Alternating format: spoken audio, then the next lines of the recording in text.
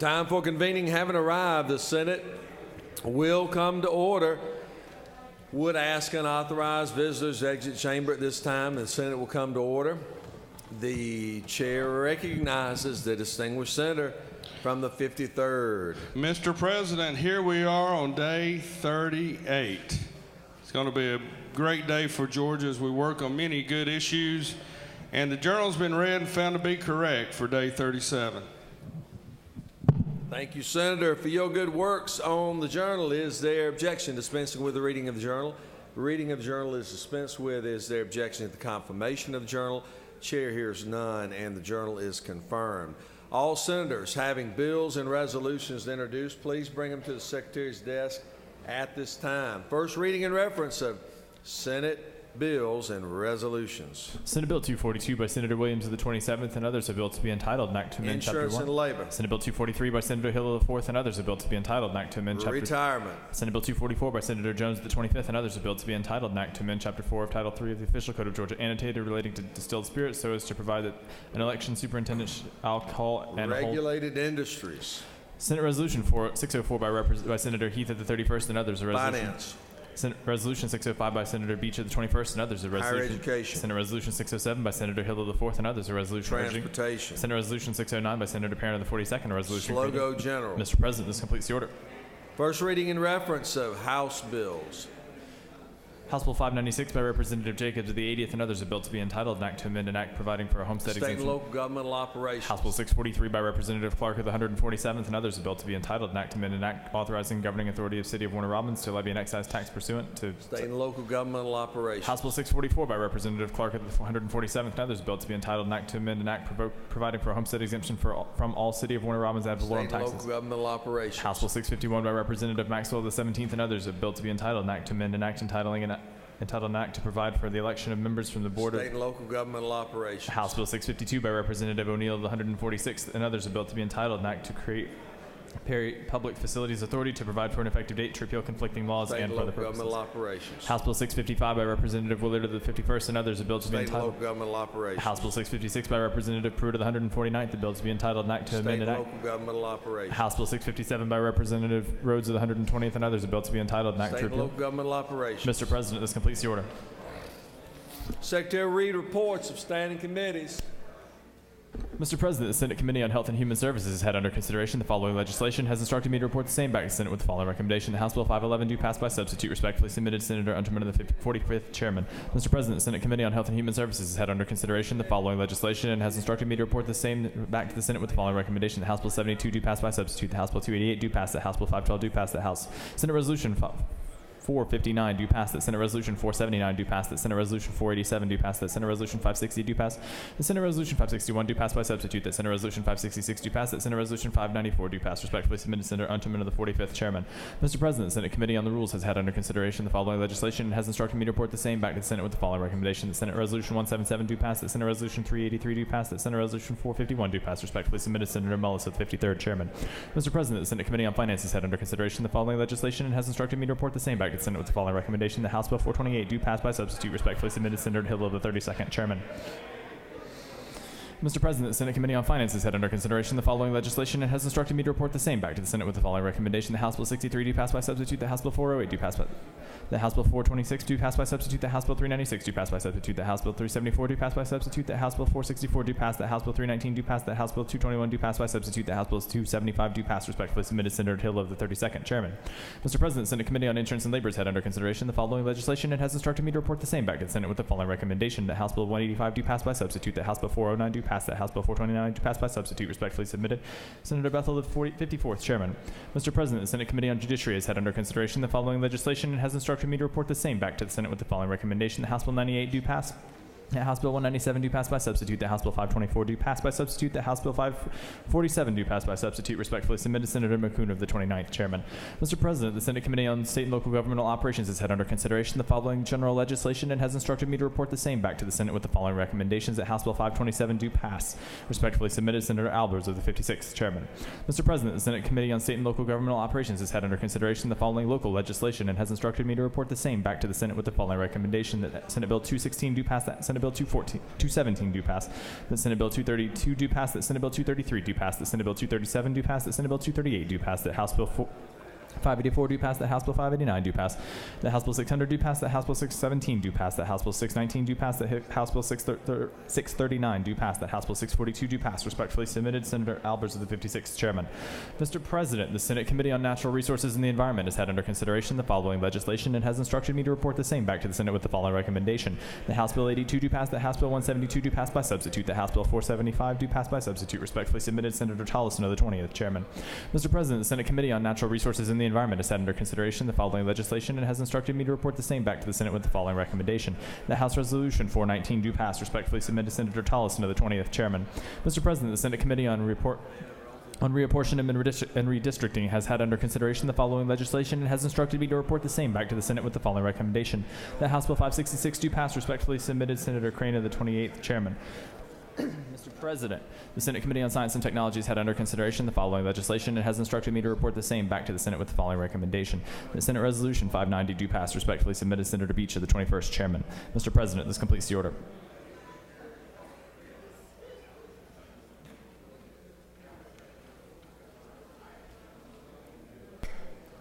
Secretary will read bills for the second time.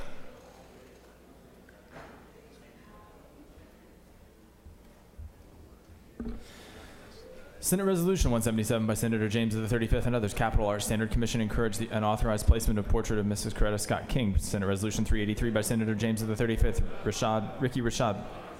Commend. Senate Resolution 451 by Senator Jones of the 25th and others, Senate Alternatives to Transportation Funding Study Committee create. Senate Resolution 459 by Senator Jackson of the 2nd Study Committee on the Blind and Visually Impaired Persons create. Senate Resolution 479 by Senator Ramsey of the 43rd and others, Senate Ending Campus Sexual Assault Study Committee create. Senate Resolution 487 by Senator Unterman of the 45th, Senate Preventing Youth Substance Use Disorders Study Committee create. Senate Resolution 560 by Senator Unterman of the 45th and others, Senate Women's Adequate Healthcare Study create. Senate Resolution 561 by Senator Burke of the 11th and others, Consumer and Provider Protection Act, Senate Study Committee create.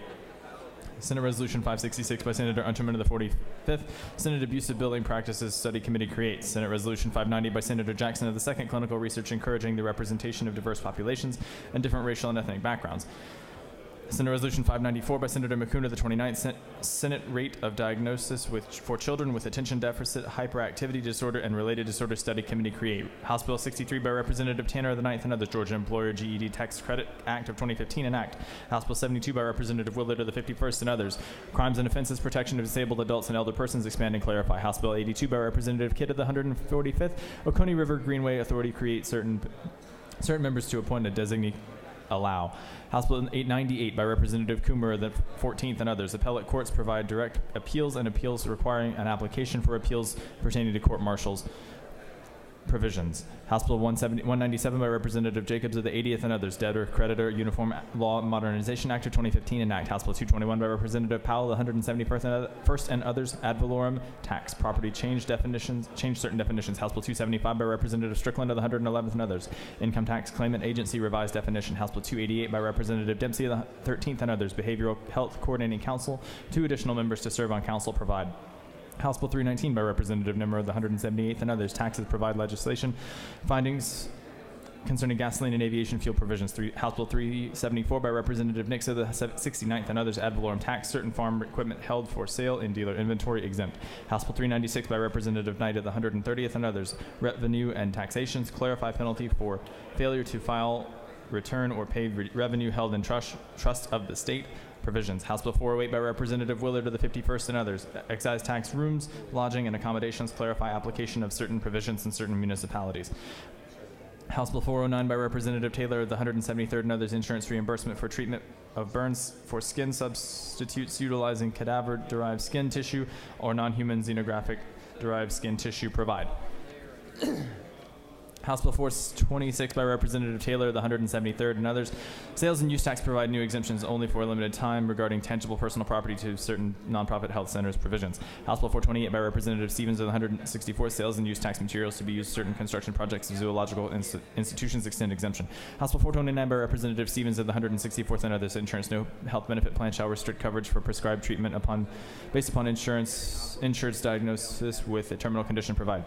House Bill 464 by Representative Williamson of the 115th, income tax water conservation facilities and a shift from groundwater usage sunset tax credit. House Bill 475 by Representative McCall of the 33rd and others, game and fish hunting of feral hogs revised provisions. House Bill 511 by Representative Stevenson of the 164th, pharmacists and pharmacies technicians to fill remote automated medication systems in skilled nursing facilities and hospices authorized. House Bill 512 by Representative Jaspers of the 11th and others, mental health governing and regulation change certain terminology and provisions. House Bill 524 by Representative Fleming of the 121st, trade names requires registration with Kirk of Superior Court provisions. House Bill 527 by Representative Willard of the 51st and others, counties provide budget for population of 200,000 or more, repeal act. House Bill 547 by Representative Fleming of the 121st and others, estates, taxes, and tax liens, change provisions. House Bill 566 by Representative Nix of the 69th and other state house districts, boundaries of certain districts revised. House Bill 419 by Representative Sims of the 123rd and others, United States Congress extend authorization of Augusta Canal National Heritage Area to receive federal funding from the National Park Service through 2021. Encourage. Mr. President, this completes the order.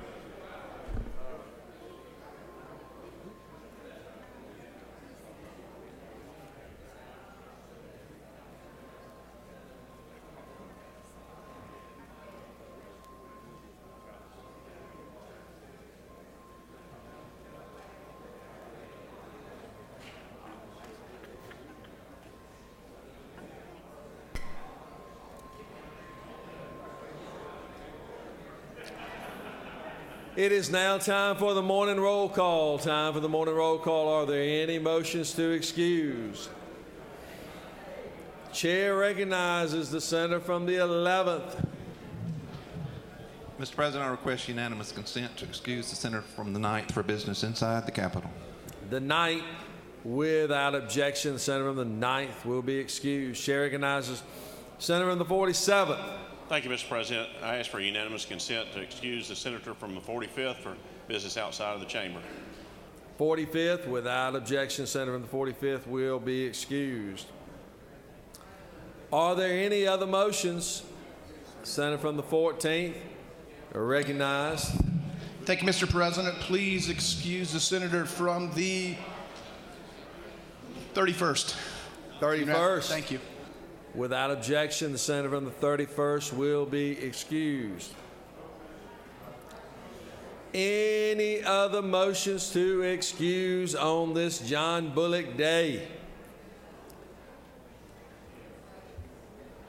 Senators, please signify your presence by voting the yea switch. Secretary will unlock the machine.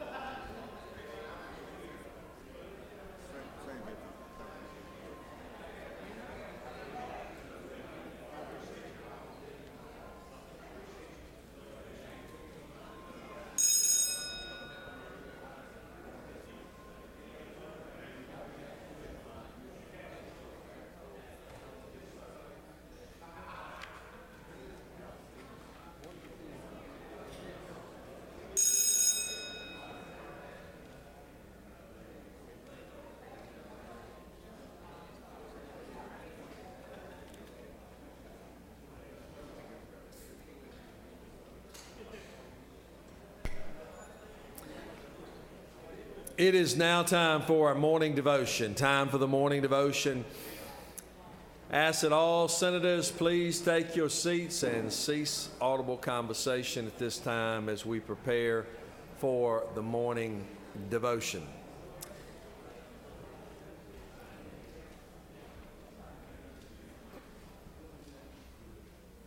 It is now my honor to recognize the distinguished senator from the 40th for the purpose of leading us in our pledge and introducing our chaplain of the day. Senator. Please join me in the pledge. Pledge allegiance to the flag of the United States of America and to the republic for which it stands, one nation, under God, indivisible, with liberty and justice for all. Now the Georgia flag. I pledge allegiance to the Georgia flag and the principles for which it stands, wisdom, justice, and moderation. Good morning. It's my pleasure to introduce Reverend Dan Brown, my pastor at Dunwoody Methodist. He came there about 10 months ago after 38 years being an ordained minister in the Methodist Church. Dan is an interesting person. He, over the years, as all Methodist preachers, he's been all over the state, as they say, from Butts County and Sharp Memorial Methodist Church at Young Harris, McKendree United Methodist Church in Gwinnett, Canton First, Griffin First, Hill United Methodist Church. So, and then he went from there and became the district superintendent. And my pastor, Wiley Stevens, retired last year, drove him away too. And the bishop, in his infinite wisdom, has appointed Dan, and we're delighted to have him. He's got his undergraduate degree from LaGrange College, and then his master's divinity at Candler, and he serves at several colleges as adjunct professor. He's been real involved in community involvement wherever he's been. He's a big sports enthusiast, particularly golf, and it is my pleasure to introduce Reverend Dan Brown. Thank you, Senator Miller, and Lieutenant Governor Cagle, Senator Miller, and members of the Senate. What a joy and a privilege it is to be able to be here and to be with you. We probably all had that experience where we've met a colleague, sat down, spent some time talking together, and then when we finished, we stood up, we shook hands, and then one of you said to the other, "Take care." And then the other responded in a very similar way. Well, that was the scene that I was in a few months ago. I met a minister friend of mine. We sat down, we talked for a few minutes. Then when we finished, we stood up, we shook hands, and I said to him, "Take care." However, when he responded, it was not at all in the way that I expected him to respond. Instead of saying, "You too," or "take care," or "be careful," or one of the things that we normally hear people say, he said to me, "Take a risk." I said to him, "Take care."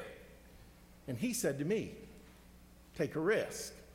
His words caught me completely by surprise, which is at least part of what I think he intended to do, but he also set me to thinking. We live in a safety-seeking society, don't we? You can see it at virtually every level of our lives. Our homes. When our homes are built, they have to conform to certain building and electrical codes just to make sure that we are safe. Cars. You can purchase a car today that has sensors in it that will notify you if you're about to cross the line of your lane, or that will actually slow you down if you're about to rear end another automobile. Car seats.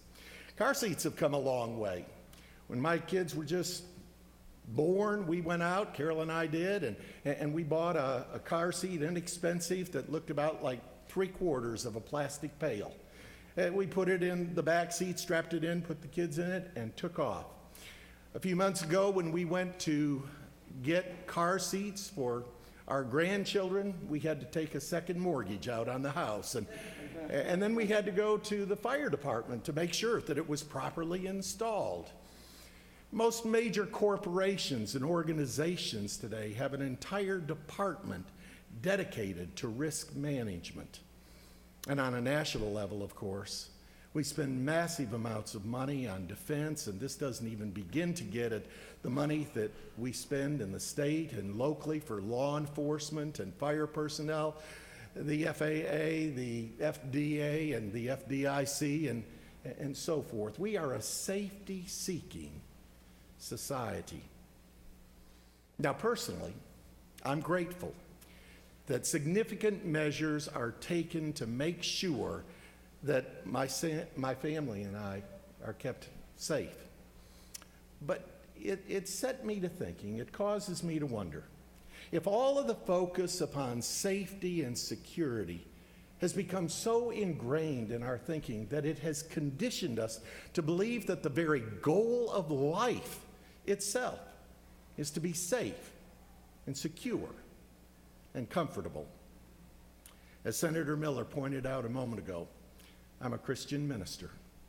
Next week is a very sacred week in my faith tradition.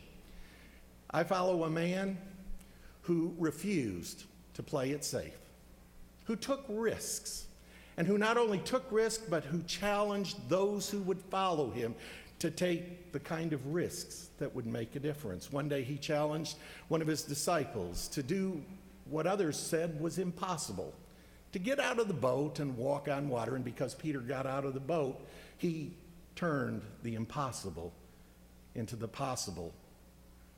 One day, he challenged his disciples to do the unthinkable, to love their enemies.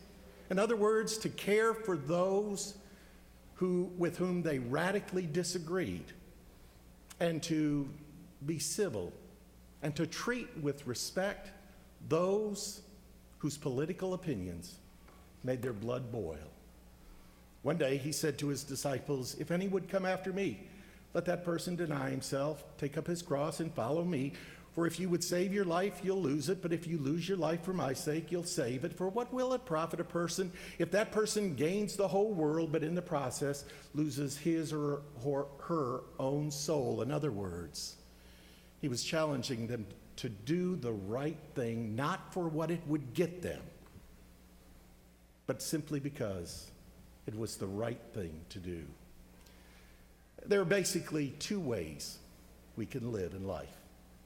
One way is to play it safe, to spend the whole of life in pursuit of what you might call risk reduction, to make sure that your threats are minimized, to spend all of your time trying to make sure that the people around you are happy, to hold back and not make a move until you are sure that you are safe. That is one way you can live your life. And the advantage of it is that you might actually end up living a safe and secure and comfortable life.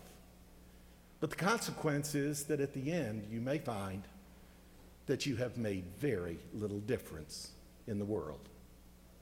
The other way to live is to take risks that make a difference, to actually try accomplishing what others say is impossible, to care for those who may not care anything for you, and to do the right thing simply because it is the right thing to do. It is a risky way to live. To live that way may actually cost you some votes and constituents and maybe even an election. But as people like Gandhi and Martin Luther King Jr. and Nelson Mandela and Desmond Tutu and a whole host of others demonstrated, it can also change the world. Albert Einstein once said, "A ship can stay safe at the shore all the time, but that is not what it is built for, and neither are you." I said to my friend, "Take care," and he said to me, "Take a risk."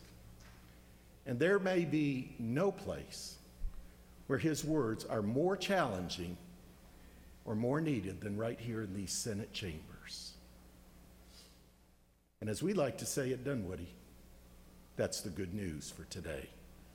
Will you stand and bow with me for a moment of prayer? Our gracious and loving God, we thank you for these who have offered their lives to you and to our country and to the world in public service. Empower them to fulfill their purpose and remind them that, in the words of Helen Keller, life is either a daring adventure or it is nothing at all. In your most holy name we pray. Amen. Great. That was great. That's great. We're going to get a picture, Casey. You stand in the middle.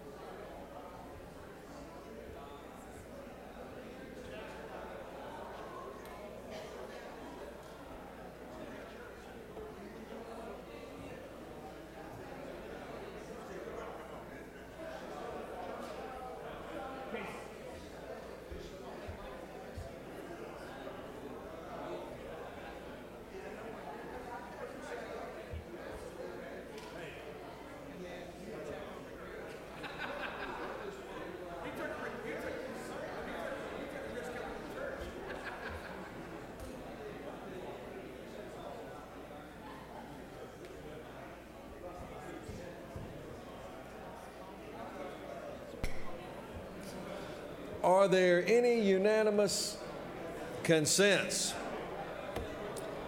Does any senator wish to rise on a point of personal privilege? Senator from the 29th is recognized. Please give the senator your attention.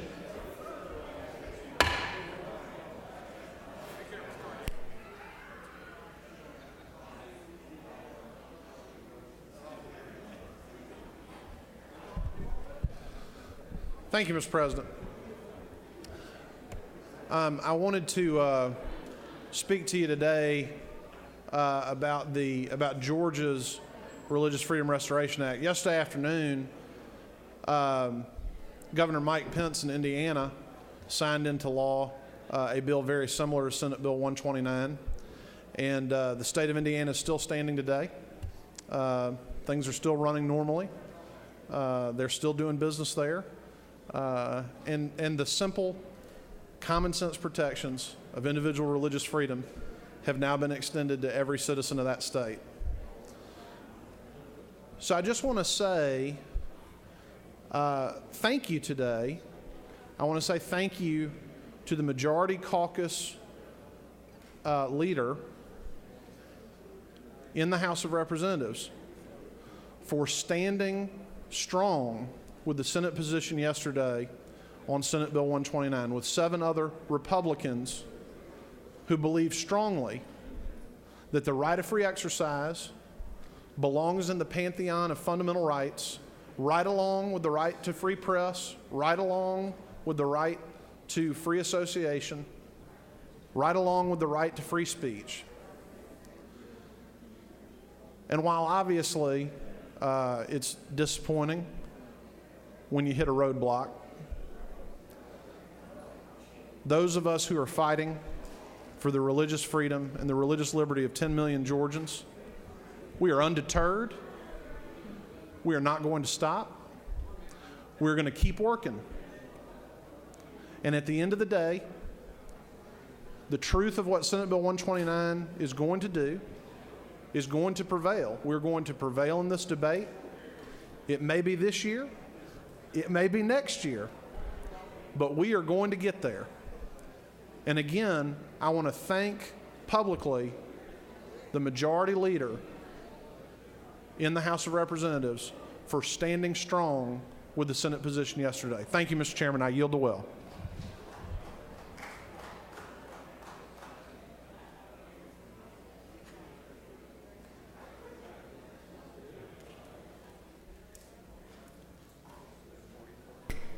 Chair recognizes Senator from the 44th on a point of personal privilege.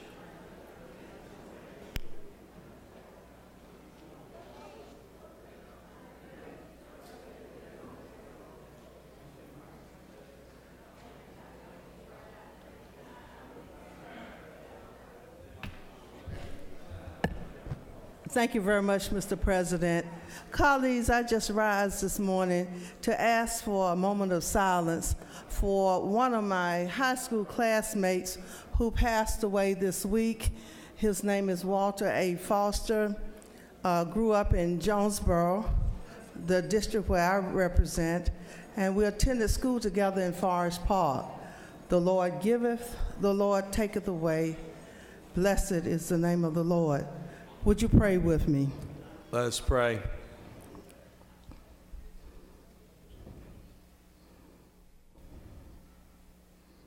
Amen. Amen. I yield the will, Mr. President. Chair recognizes, are you ready? Chair recognizes Senator from the 13th.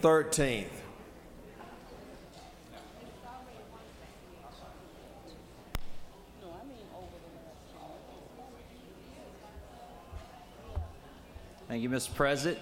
Ladies and gentlemen of the Senate, today's a day of remembering John Bullock, and a lot of us wore our jeans and boots in memory of John Bullock, but I also have a lady I want to recognize from Tifton, Georgia. Miss Eunice Mixon and Miss Mariana Kazee is with her as well. These ladies are trailblazers. Miss Mixon was a doorkeeper here at the Senate for many, many years. And a lot of my freshman senators wonder how I have been a little ahead of them on some of the things, of knowing some of the things. Well, I've got Miss Mixon as an ace in the hole, guys. So this is my go-to person. So I want you to recognize Miss Mixon today, Miss Eunice.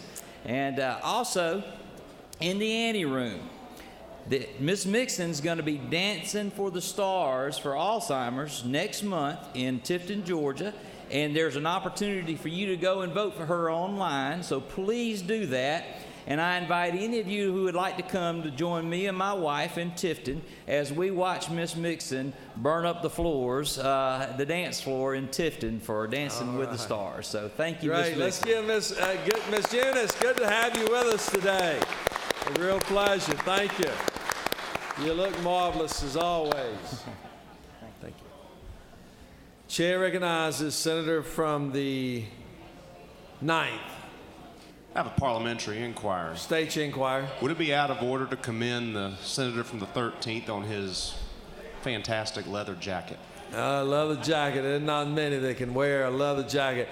You know, when you got a John Bullock Day and you authorize blue jeans, which is breaking the decorum in the Senate, there's just no telling what a man might wear, you know. So I was noticing the senator from the 44th is sporting a little shawl of some kind there that had very stylish.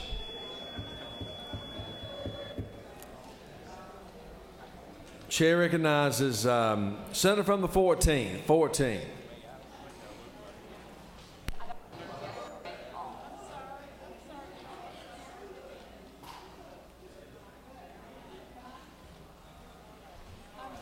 Thank you, Mr. President. Ladies and gentlemen of the Senate, I rise to honor a great man. His name's Julius Clarence Shaw. We know him in North Georgia as Bud Shaw. Many of you know him as Shaw Carpets. He's co-founder of Shaw Industries, J.C. Bud Shaw. He happened to have passed away on January 16th at the age of 85. He was born in Dalton on December 18th. He's the oldest of 4 children. He earned his BS in textile engineering from the Georgia Institute of Technology in 1950. As you know, he went on to not only be a pillar in Bartow County, an influencer in the state, but an icon to the world. So I'd like to salute the family, the Shaw family, and let them know how much we appreciate them and what they've contributed to our state. I yield to well.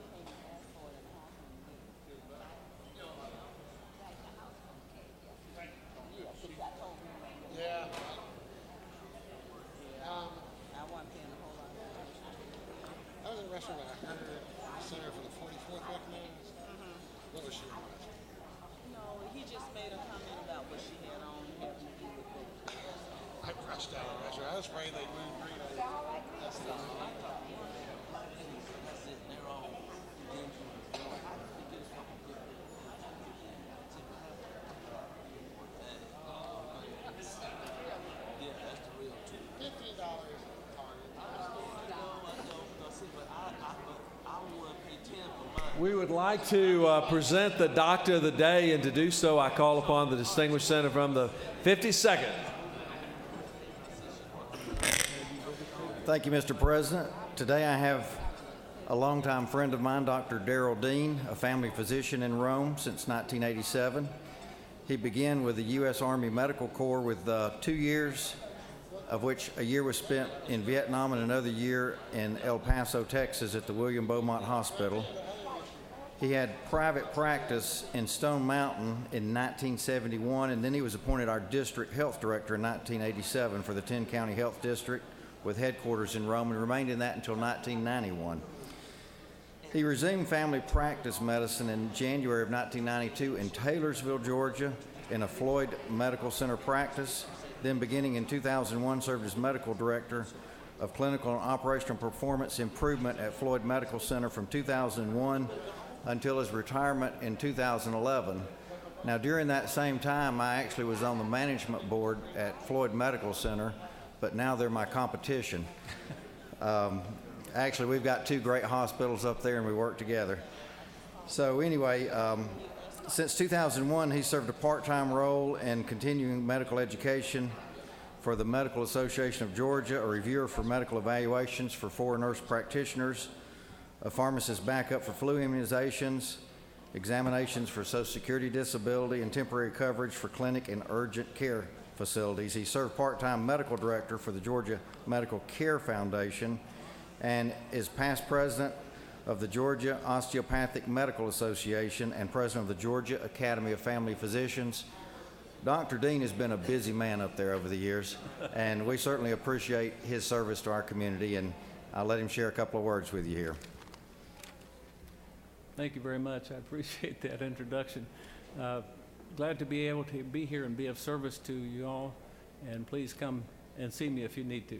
Thank you. Wonderful, very good. Thank you so much, Doc. I appreciate you being with us. It's a great honor. Chair recognizes Senator from the 36th. 36th.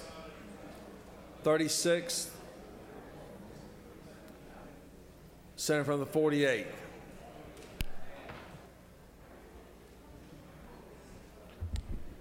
Mr. President, ladies and gentlemen of the Senate, I rise on a point of personal privilege to recognize special guests in the gallery. This year I was privileged to sponsor an essay contest for graduating high school students to encourage them to think critically about the values that make America great in the hope of inspiring them to carry on those great legacies into the next generation. Under Georgia law, public schools are required to provide character education programming to all students with a special emphasis on learning about courage, patriotism, respect, honesty, citizenship, kindness, respect for our Creator, perseverance, and many other admirable traits. This year, our essay contest winners were asked to choose a figure in American history and explain how they exemplified one or more of those traits. We're privileged to have with us today the first and second place winners of that essay contest. We had over 270 entrants, and it's my privilege to recognize the winners and their families. Ms. Maddie McMichael from Columbus, Georgia is here with her family. She placed first with an essay on Theodore Roosevelt, and Elizabeth Reese Robinson from McDonough, Georgia is here as well. She wrote a wonderful essay on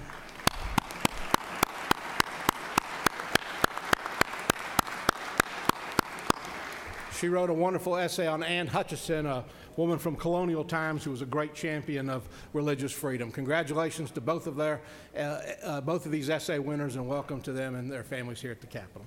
Mr. President, I yield the will. Senator from the 36th, you wish to be recognized. You are recognized this time.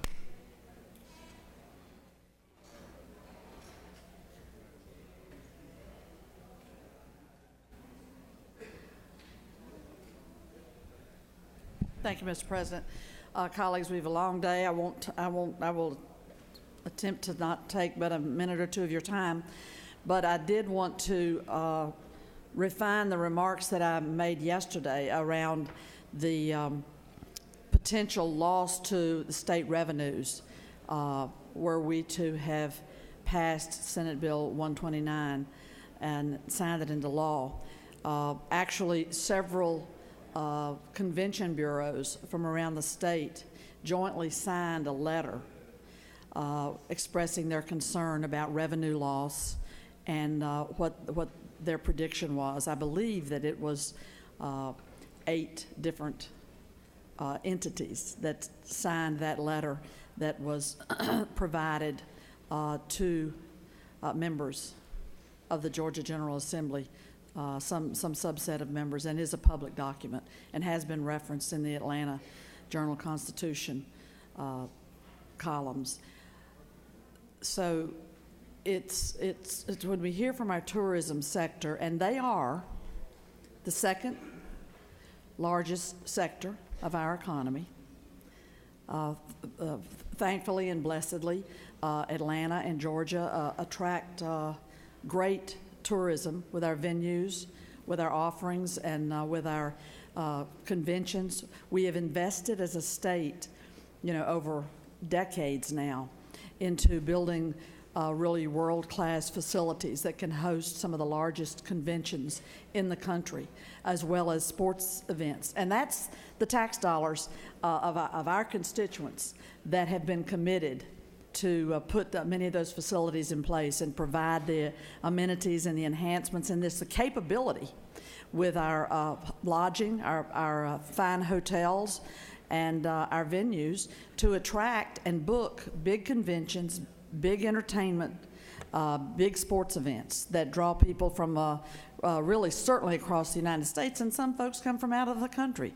So I'm pleased with the news that it appears that that bill is not moving forward, and I think as we continue to amass information from across the country about places where conventions are canceled, or a state to put it on their in their statutes and their code books.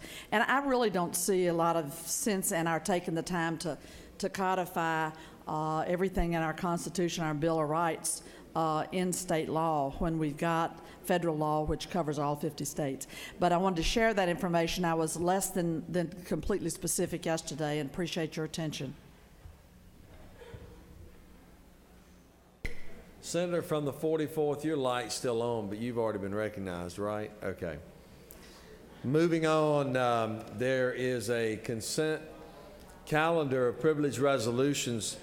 I'm sorry, Senator from the 38th, your light's on. Are you wishing to be recognized? You are recognized this time.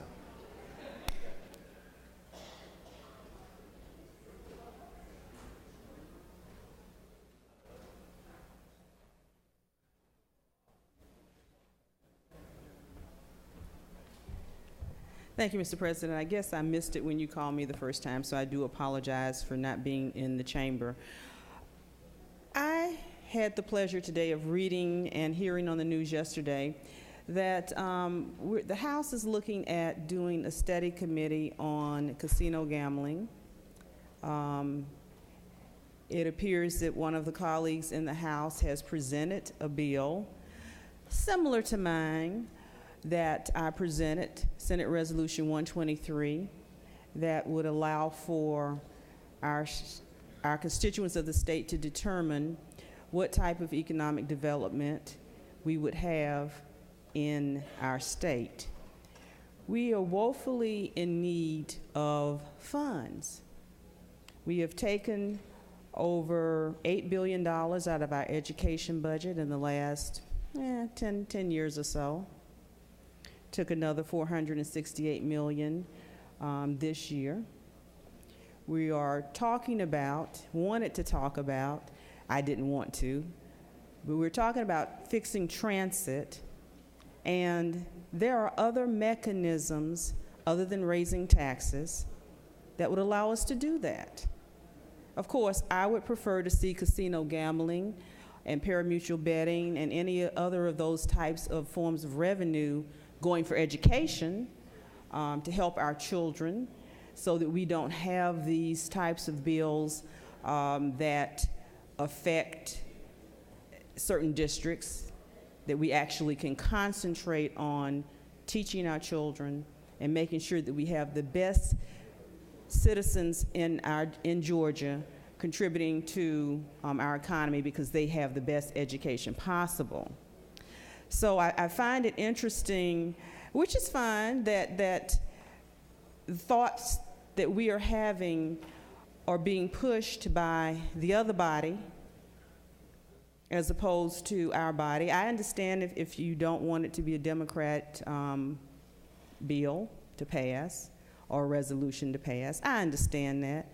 But we've got to we've got to raise revenues. Casino gambling, parimutuel betting done by the senator from the 21st would help us to raise revenues and not raise taxes.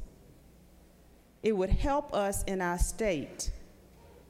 We need to be, hopefully, I can't tell you what you need to do, but I would like for us to be open to other means of raising revenue for our state.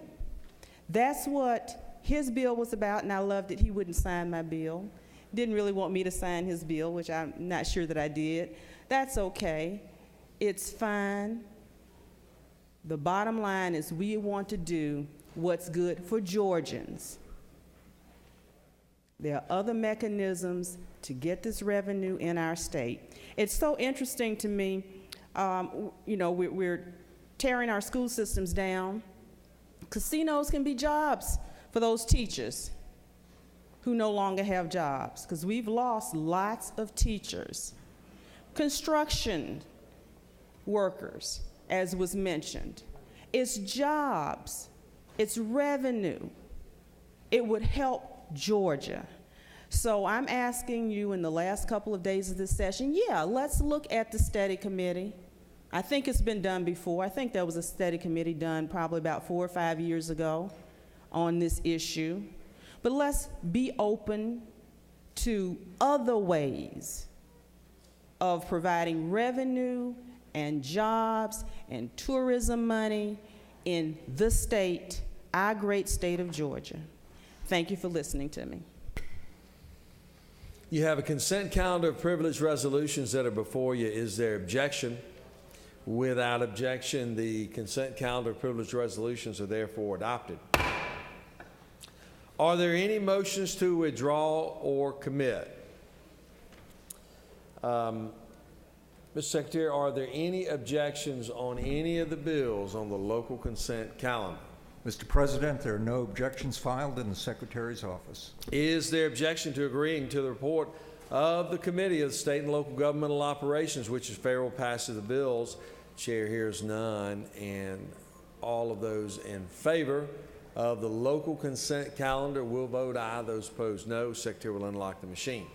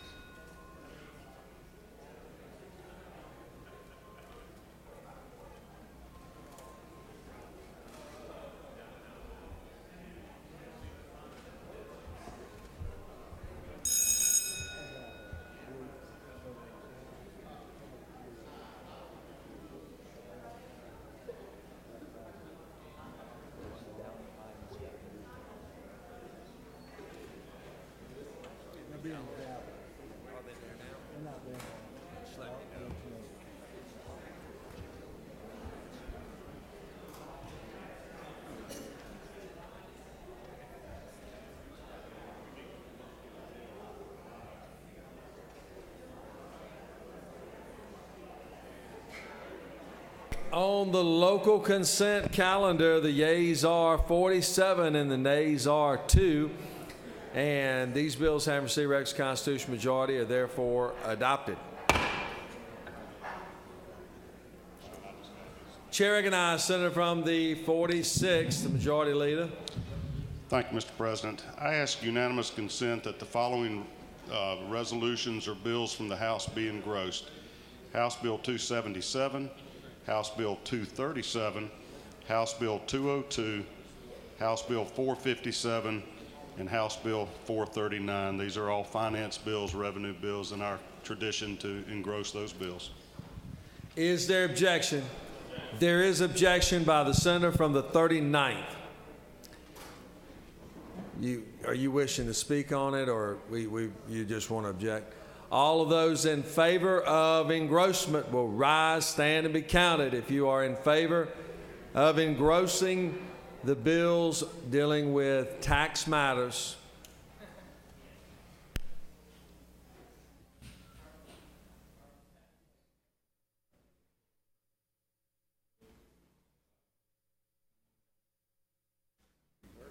reverse.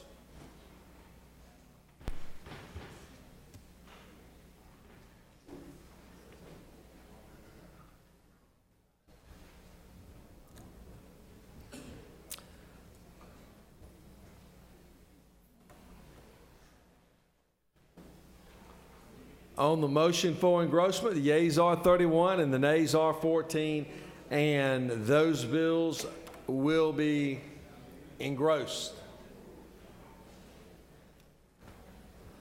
We're now moving on to the general calendar.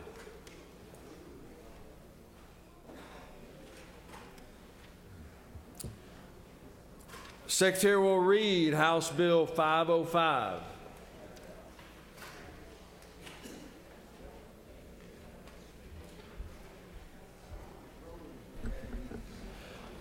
House Bill 505 by Representative Cooper of the 43rd and others, a bill to be entitled, an act to amend Chapter 33 of Title 43 of the Official Code of Georgia, annotated relating to physical therapists so as to revise various provisions regarding the licensure and regulation of physical therapists and physical therapy assistants, to revise definitions to include additional powers of the State Board of Physical Therapy, to revise provisions regarding the use of titles, to revise provisions regarding granting licenses and discipline of licensees, to provide for related matters, to repeal conflicting laws, and for other purposes. The Senate Committee on Health and Human Services recommends this bill do pass by substitute. Senator Unterman of the 45th Chair. Mr. President, the Senate Committee on Health and Human Services offers the following substitute to House Bill 505, bill to be entitled an act to amend Chapter 33 of Title 43 of the Official Code of Georgia, annotated relating to physical therapists so as to revise various provisions regarding licensure and regulation of physical therapists and physical therapy assistants, to revise definitions to include additional powers in State Board of Physical Therapy, revise provisions regarding use of titles, to revise provisions regarding granting licenses and discipline of licenses, to provide for related matters, to repeal conflicting laws, and for other purposes.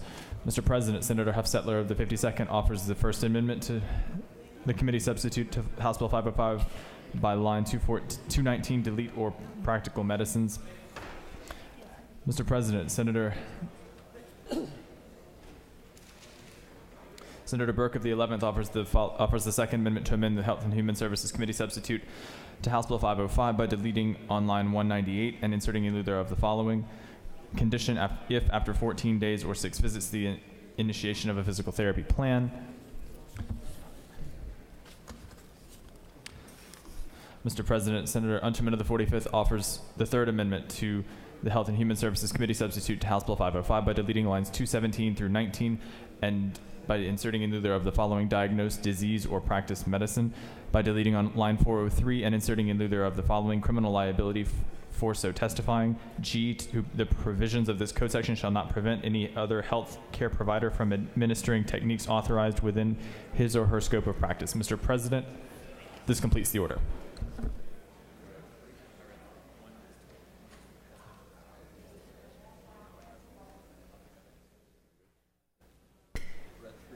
All the amendments have been read. That's 3 amendments.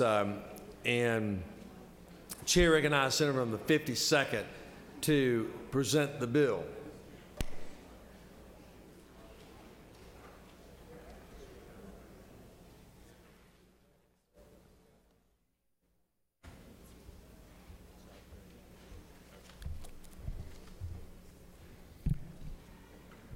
Thank you, Mr. President, and it is an honor to present the first bill on John Bullock Day, and welcome all my colleagues here in their jeans. The House Bill 505, the Physical Therapy Practice Act modernization, is the culmination of a negotiation updating the code that has not been updated in, I believe, over 25 years between the Physical Therapy Association of Georgia, the Georgia Orthopedic Society. We had input from the Medical Association of Georgia and the Georgia Association of Health Plans. And we had language input from the Georgia Chiropractic Association. So this was a big tent. The Georgia Orthopedic Society supports the bill. The Medical Association of Georgia testified in the House Health Committee that they are not opposed to the bill. And this bill brings Georgia in line with 41 states and the U.S. military by allowing patient self-referral to physical therapy treatment. It does require that a physical therapist that's seeing a patient through self-referral to refer their patient to a physician after a maximum of 21 days or 8 visits of initiating physical therapy intervention. Also, if at any time the self-referred patient has symptoms or conditions requiring treatment beyond the scope of practice of the physical therapist must immediately refer that patient to a physician. And just to update everybody on physical therapists and their level of training, in 2008, the physical therapists changed from a master's level program to a doctorate program. So after school, going on to college, and with clinical training, you're talking about 9 years of experience, and in many cases more education and experience before they would fit in this category, because they have to have a doctorate in physical therapy or equivalent degree plus 2 years of clinical practice experience or postgraduate certification. They have to have an American Board of Physical Therapy Specialties board certification and residency or fellowship training. And for those that were there before the doctorate program, they have to have 5 years of clinical practice experience. As I stated, this bill was worked on, thoroughly vetted. We did have some amendments that we added on. The Chiropractic Association had asked for another amendment when it came over to the Senate Health Committee, which we did. And then you're going to see another amendment as well that, as of yesterday when we were on the floor, they asked for some additional language, which the Chairman of Health and Human Services agreed to put in there, and I'll support that amendment. And so they have removed their objections to this bill. Now you're going to see 3 amendments. The first one I actually want to withdraw at the appropriate time. We had a scriber error or some language slightly wrong that I was going to correct. The Chairman of Health and Human Services corrects this in her amendment, so therefore I don't need to. There is another amendment that would cut the days down of what was agreed to here, and I would ask that you not support that. With that, I'll entertain any questions or yield the well, Mr. President. You do have a question. Chair recognizes Senator from the 2nd.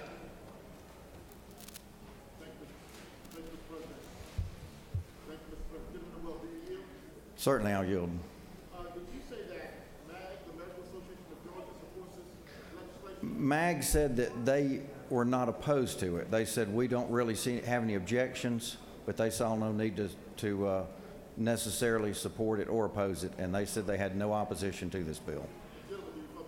I'll yield. Does this have any direct effect on MAG?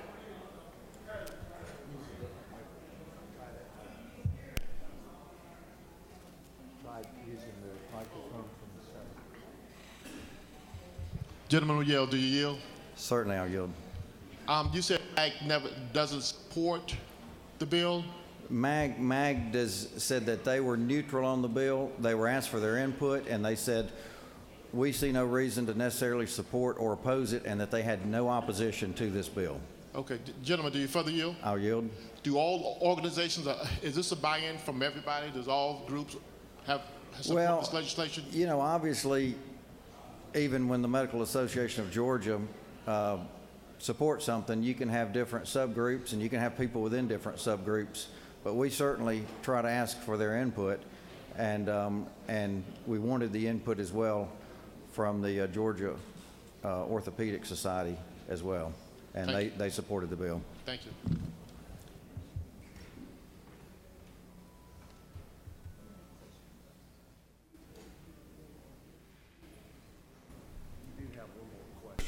Chair recognizes Senator from the 38th for a question. Thank you, Mr. President. Will the senator yield? I'll certainly yield. Just a question, and you might have gone over it, and I apologize if I'm asking something that's already been stated.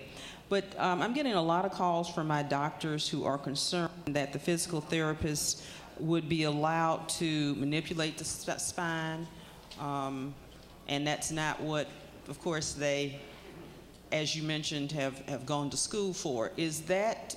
Is there language in the bill that, since we do have an amendment along those lines, has that language in the bill that would say that they have to stay within their scope and can't go into the scope of practice for physicians or doctors of chiropractic?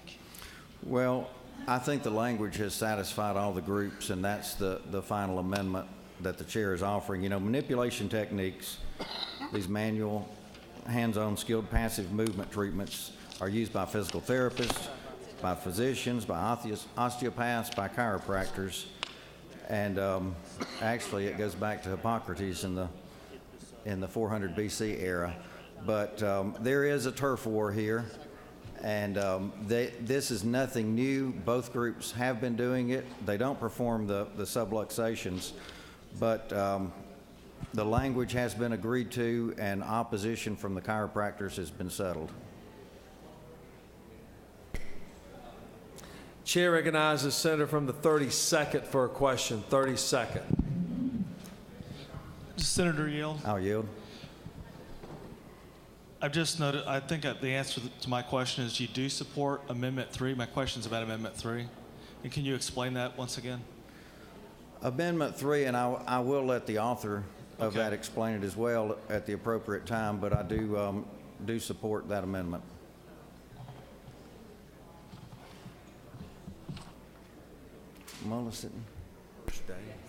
Chair recognizes Senator from the 24th for a question. Gentlemen, you yield? Certainly yield to you. You would agree with me that this is a very honorable profession that we're dealing with here in 505. Absolutely. I think if you haven't used the services of a physical therapist, you will at some point. Takes years of educational training and learning to do this. After high school, I think you're looking at least 9 years to be able to be in this category. And shouldn't we all in the medical profession, whoever they are, honor each other and the very valuable profession that they involve themselves in? Absolutely, and at our Harbin Clinic, the largest private clinic in Georgia, the orthopedic surgeons, the physical therapists, the PAs, everyone works together hand in hand, and we have a great medical community, and I'm sure that exists in many other areas of the state as well. Thank you very much, sir. Thank you. There are no more questions. Senator from the 25th, you wish to speak or a question? You do have a question. Senator from the 25th is recognized for a question. Thank you, Mr. President. The Senator yield. Absolutely yield. So the chiropractor's family or a profession has signed off or endorsed the amendments that have been offered for this bill then? Yeah, and I will let the chairman of health had those communications with them, and they agreed to drop any opposition with that amendment to the bill. Okay, all right, thank you. It's a good bill. I'm in favor of it, Senator. I just want to make sure my chiropractors are taken care of. Absolutely. As well. Please let the journal reflect the Senator from the 25th is pro-chiropractor.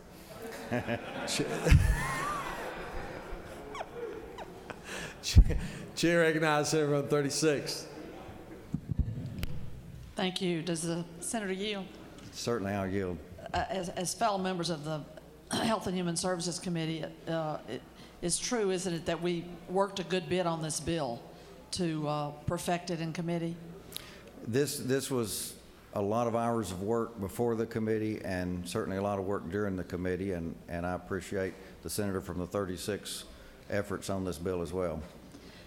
Thank you. And there have been some questions raised, and I just think it would be helpful to clarify for folks that the patient protection measure, to say that while you're getting a physical therapy treatments, that there is a time limit if there's no improvement over a 21-day period or 8 visits, that then the primary care physician comes into the picture. So that was a negotiated matter that we discussed in committee, and we defeated efforts to try to change that with amendment, and there was the committee approval of that approach, which had been negotiated between the professions. Isn't that true? Absolutely. The Senator knows of what she speaks.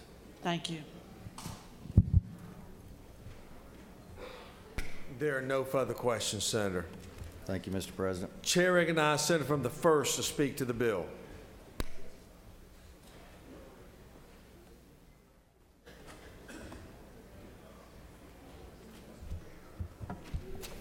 Thank you, Mr. President. I'm just here to discuss the amendment, Amendment 2 on this particular bill. I think that House Bill 505 is a good bill, and I do support the third amendment, but I'm not here to talk about that.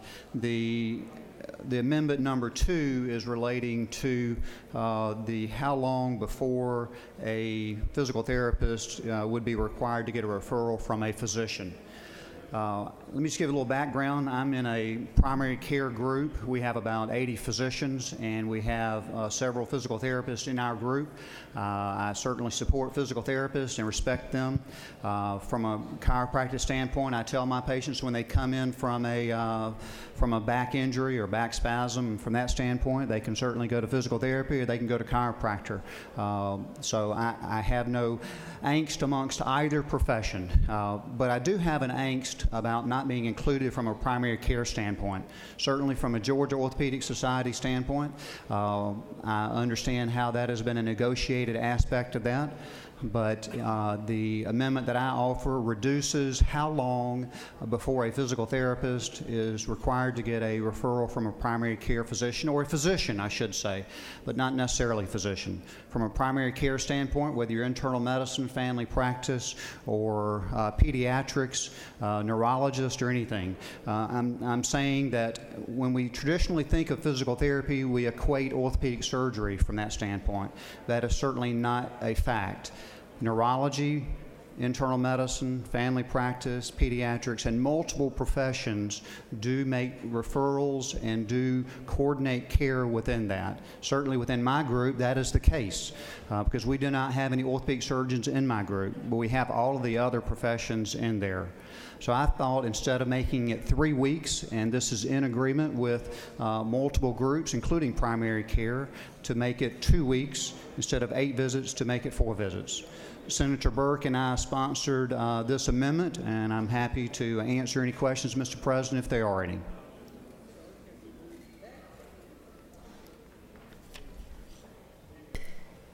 There is a question. There is a late arriving question. Senator from the 2nd has a question. Your fellow colleague from Chatham County. Senator, do you yield, sir? Yes, sir.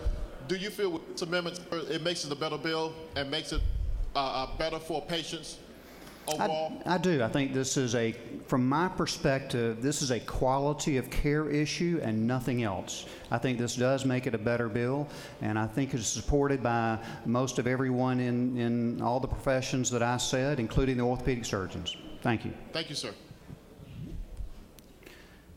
If there are no more questions, I'll yield the well and ask for your favorable consideration on Amendment 2. Thank you. He's yielded. I mean, are you okay, or do you want me to try to get him to come back?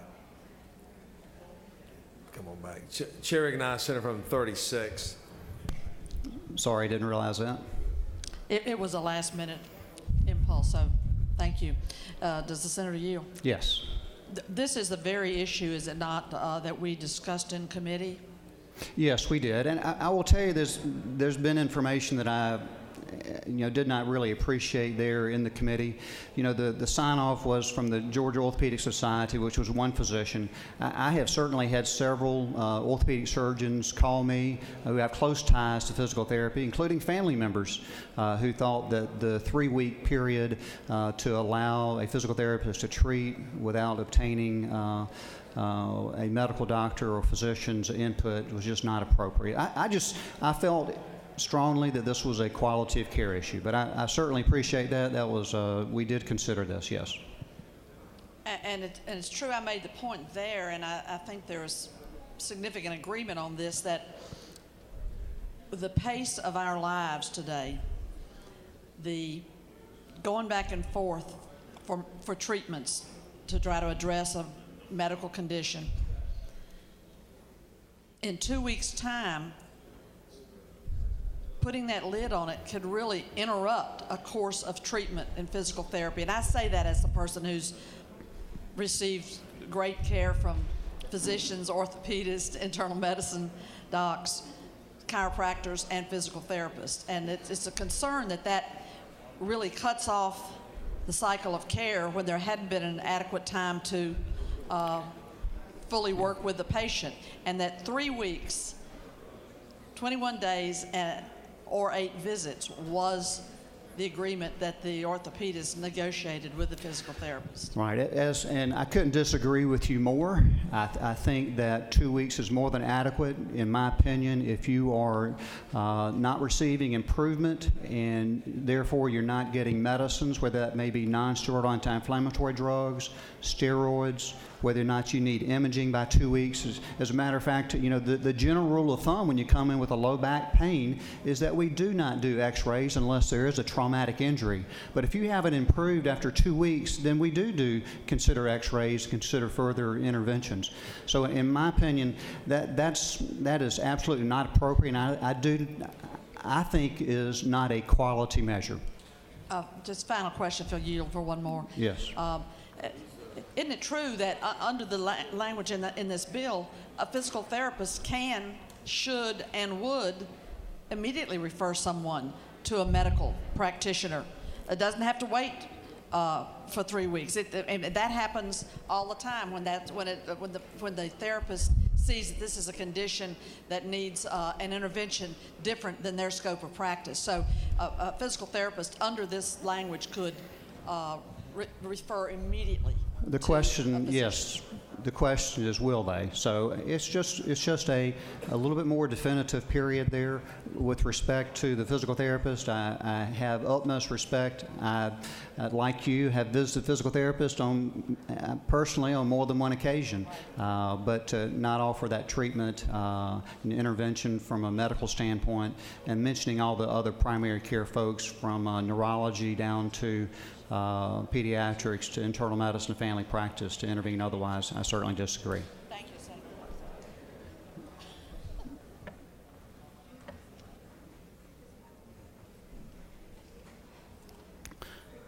So, Mr. President, if no further questions. There's one more. Senator from 34th is recognized.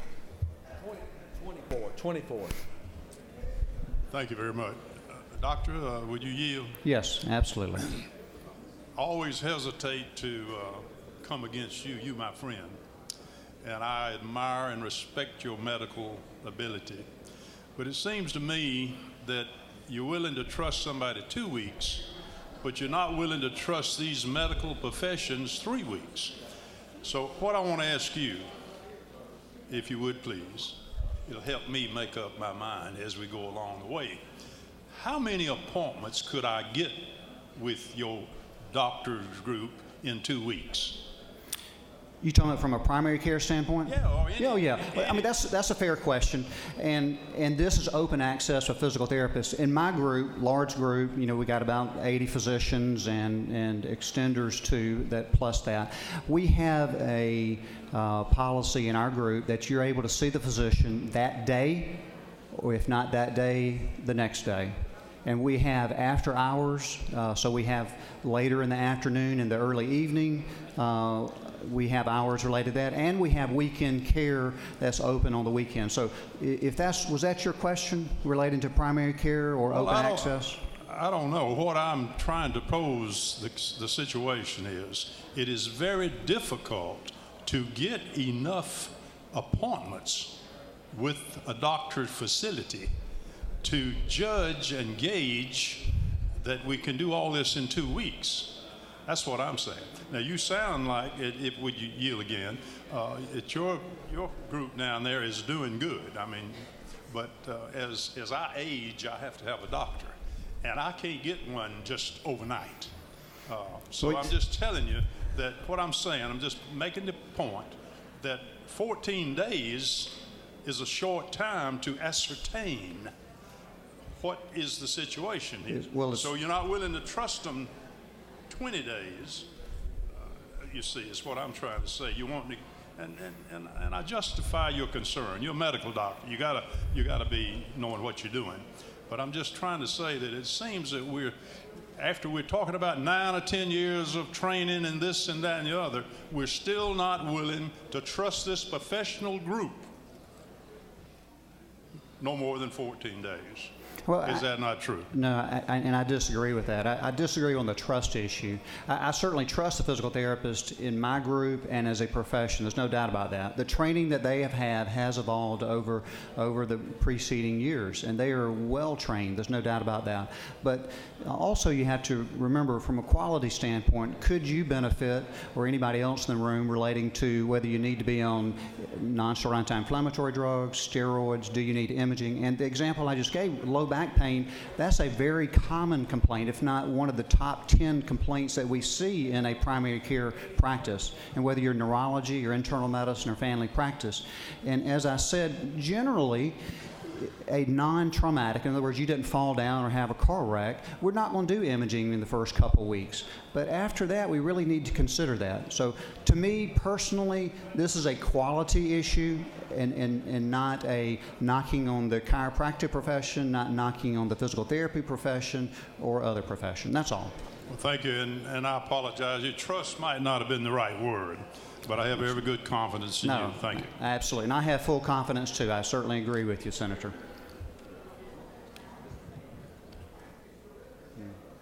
Chair recognizes Senator from the 35th.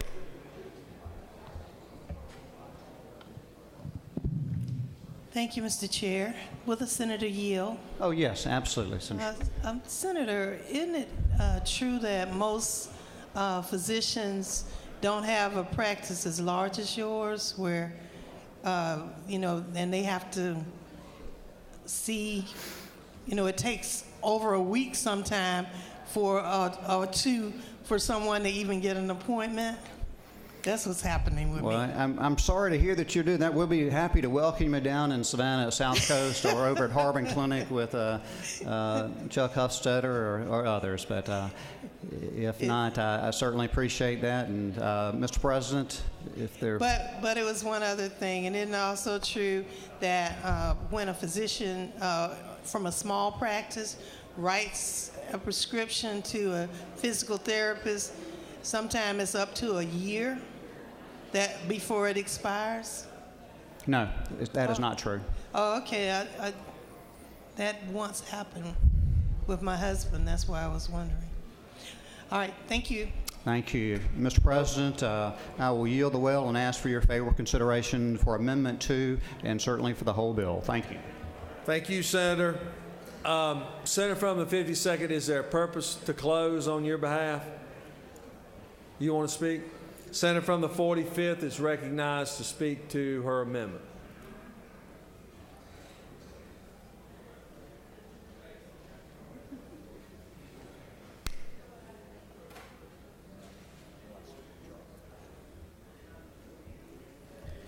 Thank you, Mr. President and members of the Senate. I appreciate the very thorough discussion that we've had here on the bill. And I especially appreciate the Health and Human Services Committee for the thorough, absolutely thorough vetting of this particular bill that we had for over an hour.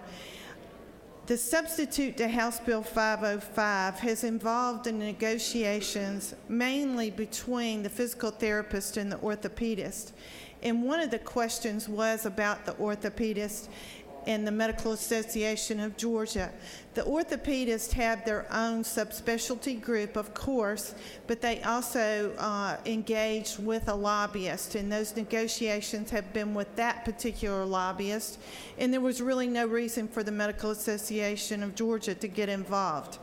I also want to tell you some other professions that this potentially infringes upon, and that I have been paying a close attention to, not just the orthopedist, but the osteopaths, the massage therapists, and of course the chiropractors and acupuncturists. So it's not just one profession, and as the senator so eloquently said from Rome, Georgia, this basically boils down to a turf battle. We're very fortunate, though, that we have mitigated a lot of these questions. The most important thing I learned about in committee is that a physical therapist used to go to school after college and they got out and they had a master's degree. Well, that whole entry level into education has completely changed now. They go to high school, they graduate from high school, but they have 9 years worth of education after high school. So they have a doctorate in physical therapy. That is completely different than the way that it used to be. Georgia, unfortunately, has been one of the most restrictive states in the nations that has a scope of practice on physical therapists, and that's why you saw some of these questions being asked about referral patterns, because it has been very restrictive. I want to congratulate the author of the bill. He's done a very good job. And as I said, the Health Committee's done a very good job. I want to talk just a little bit about the amendments. I believe the author of the bill is going to withdraw Amendment number 1 because it is in Amendment number 3. So that amendment, you can get rid of that amendment. Amendment number 2, I want to specifically talk about. This is the amendment by the senator from the 1st District, and while I respect his opinion, I do disagree with his opinion. This is amendment number 2, and this changes it to 14 days. It further restricts the amount of time that you get a referral and you can stay with a physical therapist. This amendment failed in committee. Let me repeat that. This amendment was thoroughly vetted in committee and it failed, and now it's being brought back to the floor, which is his right. But I just want to make sure for those of you that might be confused that it did fail. And the reason it failed is because it's not practical. It's just not practical. It may be the way it should be in a utopic world, but in the world that you and I live in, a very, very busy world, as the senator from the 36th said, and I quote, with the pace of our lives today. And it's not just unique to us. We are a reflection of society. Everyone's lives are busy. You just don't have time. And let me tell you why it's not practical. The average time in the United States to get an appointment with a physician is 24 days. So in essence, what the senator from the 1st is saying, you're delaying treatment. So if you've got a hurt back, you've got a hurt shoulder, you got a hurt knee, whatever you have, you're going to be continuing to be in pain. And that's not a good thing. It's even higher in Georgia. You know why? The average time to see a physician, everyone in this room already knows, because we have a lack of physicians, and especially in rural Georgia. Let me tell you, if you live down there in Waycross near the Okefenokee Swamp, and you got to get a referral into Brunswick or Savannah, it takes a long time, not just the distance you're traveling, but the length of time. The senator from the 1st said this is a quality of care issue. I disagree. This is a consumer issue. And that's what our obligation, our fiduciary responsibility is, to look after the consumer. And if you're in pain and you want to get to see somebody, and let me tell you, if you're going to a physical therapist and that physical therapist says you need to come back and you think that you don't feel good and you don't feel right, guess what? Consumers are pretty smart. They're going to make an appointment with a doctor. They're going to leave that physical therapist. They're going to go ahead and say, you know, I really don't feel good about this. I really think I need more care. I'm going to make an appointment. They're not dumb. You're not going to just sit around and be in excruciating pain. The other thing I want to bring up about these referral patterns, you know, the primary care physicians are also a subspecialty group. They have lobbyists. Those lobbyists attend the Health and Human Services Committee meeting. At no time, at absolutely no time, have any of those primary care physicians come up to me and said, Renee, I got a problem. And I do a lot of things with those people. At no time did they tell me they had a problem. They never came to the table. And the reason they didn't come is because they didn't have a problem. They're not out there right now lobbying. They don't have a problem with this. And I agree with the senator from the 24th. I think you brought up the most important topic, and that's the ability to get the appointment. And I agree with you. And that's what I hear over and over and over again from my constituents and from your constituents. We do not have enough healthcare professionals in Georgia. So I would ask you to disagree with Amendment number 2 and to agree with the Health and Human Services Committee and defeat Amendment number 2. On Amendment number 3, I'm very proud to have worked with the senator from Rome, and we do have an agreement on that. I have been working with the lobbyists from the Chiropractic Association. I appreciate them. I know some of y'all have said I've gotten calls from my own particular lobbyist, my own particular chiropractor, and I don't doubt that. And the reason is because they can't, and they don't, and they shouldn't control everyone within their organization, and I can understand why you've gotten those. But I can tell you the ones that we're assigned to, the ones that we work with, we do have an agreement on that. The folks that were going to present that amendment are signed on to Amendment number 3. And what this amendment does, and it is restated, it's already stated once in this bill, but now it's restated twice as this brokered agreement, that on line 403, the provisions of this code section shall not prevent any other health care provider from administering techniques authorized within his or her scope of practice. That's the most important words, within his or her scope of practice. That's what we're agreeing to. The chiropractors have a scope of practice. The orthopedists have a scope of practice. The massage therapists have a scope of practice. The chiropractors have a scope of practice. The acupuncturists have a scope of practice. All we're saying is that you're staying within your scope of practice. This is not a turf battle. If it causes confusion in the next year, I can guarantee you, as the chairman of the Health and Human Services Committee, I will be back here and we will mitigate those concerns. I have absolutely no problem with this. I love my chiropractors. I would not be here without my chiropractors. My chiropractors put my political signs in the trunk of their car and they go put them up for me. I am very, very grateful. I would never do anything to harm them. This is not going to harm them, but if they still have concerns, I'll be glad to come back and resolve those concerns next year. With that, I'm going to close out, and I'm just going to say Amendment number 1 is going to be withdrawn. Amendment number 2, I disagree with, and the Health and Human Services disagrees with. Amendment number 3, this is the negotiated agreement. I appreciate it very much, and I'll be glad to answer any questions. You do have questions. Chair recognizes Senator from the 55th.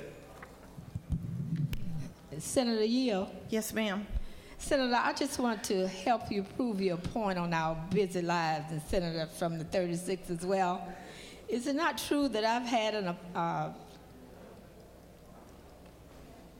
prescription for a physical therapist ever since January, and here it is April and I haven't been yet?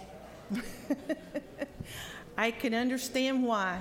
I can understand why, and I know how busy your life is, and I know that you've had some problems, and I'm sure after session we're going to get some help. I'll be the first in the office. Thank you. Thank you. With that, Mr. Chairman, I'll be glad to yield the well. Thank you.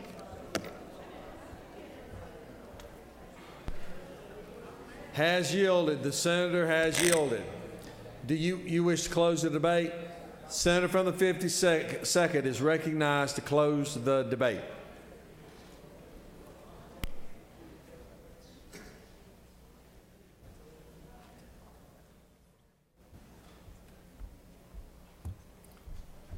Thank you, Mr. President, and I will try to be brief up here as I know this is going on, and let me reiterate that we have great physicians, chiropractors, physical therapists, maybe even a couple of anesthetists out there. So we worked hard on this bill. As we said, we did have an agreement from the Georgia Orthopedic Society, the chiropractic language that our chairman renewed, and so at the proper time, I'll ask unanimous consent to withdraw Amendment 1, which was the cleanup language, and I would ask that you oppose Amendment number 2. This was not negotiated among any of the healthcare groups, and that you would support the Chairman of Health's Amendment number 3. Senator from the 53rd has a question. Thank you, Mr. President. Senator, yield for a friendly question. Certainly, I'll yield for the rules, I want you to Chairman. know just how proud I am of you today. Of all the things that I talk about when we're talking about some of our new colleagues, would you tell me what 2 words are on line 342 that I'm talking about? Do I look like a freshman, or? I actually, though, in deference to the rules chairman on line 342 of the green copy, we did want to clearly state that no physical therapist who has been convicted of a felony or crime involving moral turpitude in the courts of this state or any of the United States would not be allowed to practice in the great state of Georgia. Thanks for being an example for our freshmen today. Mr. President, I yield Chair, well. The senator from the 11th, you wish to yield for your Okay. fellow Certainly, I'll yield. position? Thank you, Senator. Will you yield for a question? I'll yield. Do you remember the vote on the Amendment 2 in the Health Committee? It was a close vote. It was a tie vote, and the chairman broke the vote. Thank you. It was vetted by committee. Thank you, Senator. Thank you. No further questions, Senator. Thank you, Mr. President. You'll have to, I reckon, you'll have to move to withdraw Amendment number 1 from your desk, and when you get back to your desk, you'll be recognized to do so.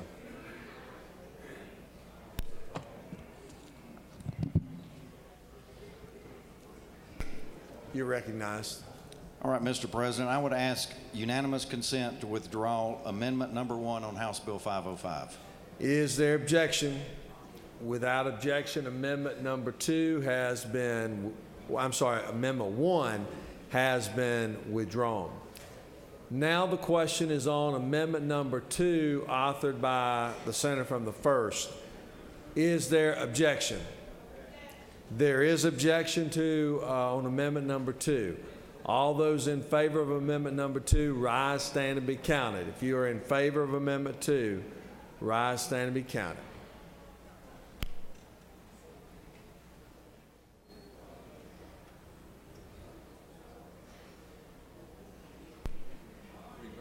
Reverse.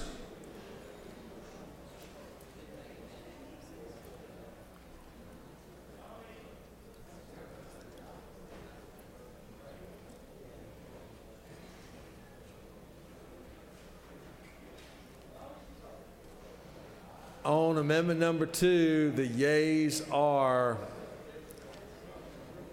13 and the nays are 30, and the amendment has lost. Now the question is on Amendment number 3, authored by the senator from the 45th and others. Is there objection? Without objection, Amendment number 3 has been adopted. Now the question is on the adoption of the committee substitute as amended. Is there objection? Without objection, the committee substitute as amended is adopted. Now, does any other senator wish to speak for or against the bill? Is there objection to agree to report of committee which fail to pass the bill? Chair is none. Report of committee is agreed to. Shall the main question be now put? Are there any objections? The chair is none. The main question is ordered. Shall this bill now pass? Question on the pass the bill. All those in favor of the bill vote aye. Those opposed no. Secretary unlock the machine.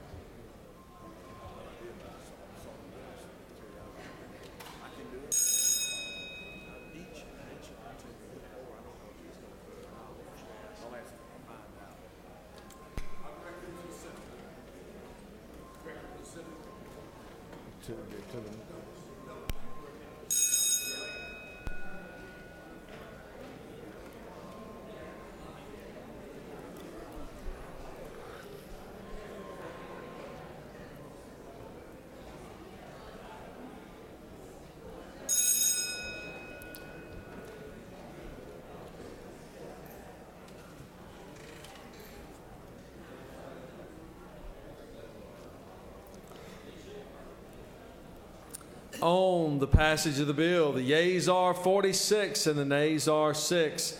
And this bill, MC Rex Constitutional Majority, is therefore adopted.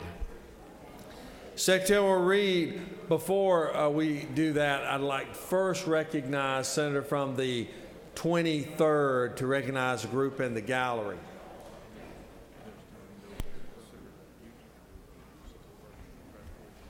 Thank you, Mr. Chairman. I rise on a point of personal privilege to recognize some very special guests, students from Cross Creek High School in South Augusta.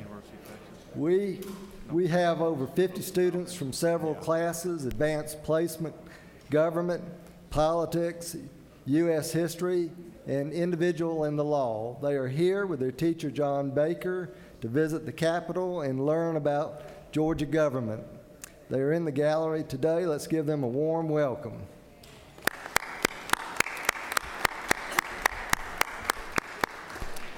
Thank you very much. Thank you, Senator.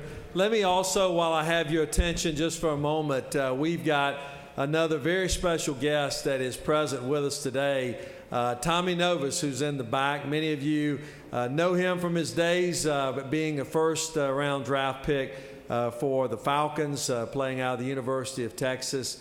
Tommy has been not only given us countless hours of phenomenal entertainment on the football field, but he could hit somebody better than anybody I know. And more importantly, he has spent so much of his life after football giving back with his foundation and doing wonderful things for so many. And so, Tommy, it's a great honor to have you. Senate, please join me in welcoming Tommy Novus and his lovely wife as well. Yes, thank you. Thank you very much. Thank you. Thank you, Tommy. Secretary will read House Bill 57.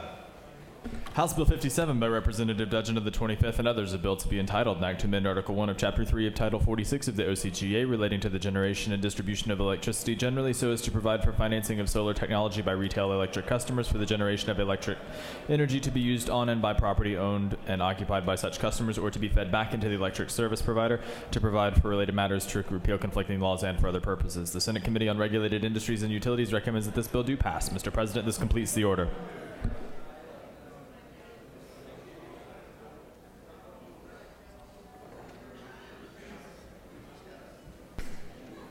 Chair recognizes Senator from the 51st to present the bill. Thank you, Mr. President. Good morning, colleagues. I bring to you this morning a House Bill number 57. This will be a fast presentation, unlike the previous one. We want to get things moving a little bit. This bill passed the House unanimously. It came over through the Senate Regulated Industries Committee, and it's here before us today. It's the most significant part of this compromise is that it amends the Georgia law to allow energy produced by solar panels to be factored into a lease or a financial arrangement. Under this bill, the lease is solely between the leaseor and the homeowner or the business owner, and the utility is not part of the agreement. The bill is narrowly crafted to apply only to solar installations for an individual home or business and is limited to the consumer's own energy use. At this time, I'll be glad to answer any questions, or I'll yield the well. There are no questions. Does any other senator wish to speak for or against the bill? Is the objection agreed and the report of committee which fail pass the bill? Chair is none. Report of committee is agreed to. Shall the main question be now put? Are there any objections? The chair is none. The main question is ordered. Shall this bill now pass? Question is on the pass of the bill. All those in favor of the bill will vote aye. Those opposed, no. Secretary will unlock the machine.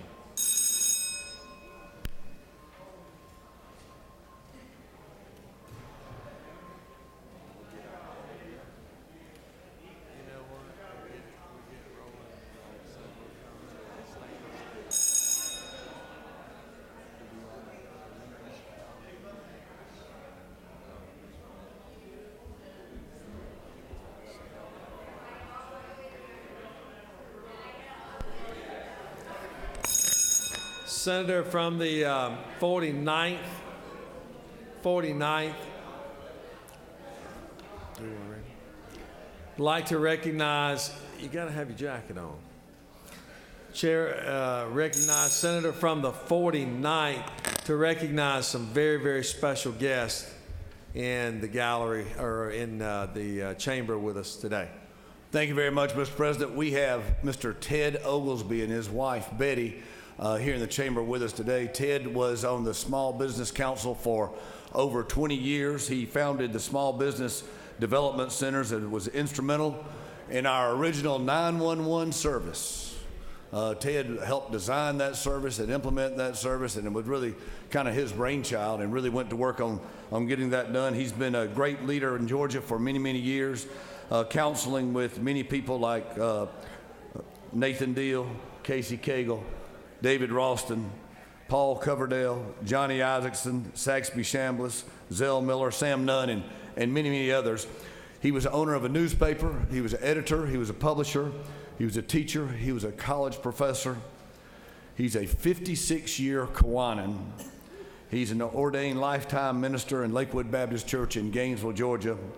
He's involved with the JCs for over 49 years in Hall County, and he sponsored the first female Kiwanis in the state of Georgia. He's a travel guide and entrepreneur, and just a great man, a great father, a great husband, and a great friend to all of Georgia, Mr. Ted Oglesby.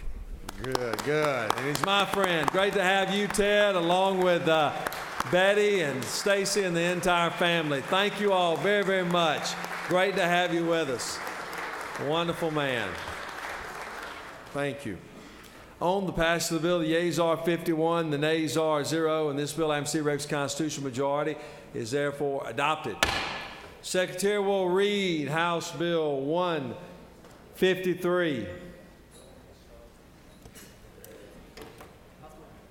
House Bill 153 by Representative Weldon of the 3rd, a bill to be entitled an act to amend Article 3 of Chapter 19 of Title 15 of the Official Code of Georgia, annotated relating to the regulation of the practice of law so as to provide for a civil action for damages, to provide for related matters, to repeal conflicting laws, and for other purposes. The Senate Committee on the Judiciary recommends this bill do pass by substitute. Senator Mukuna, the 29th Chairman. Mr. President,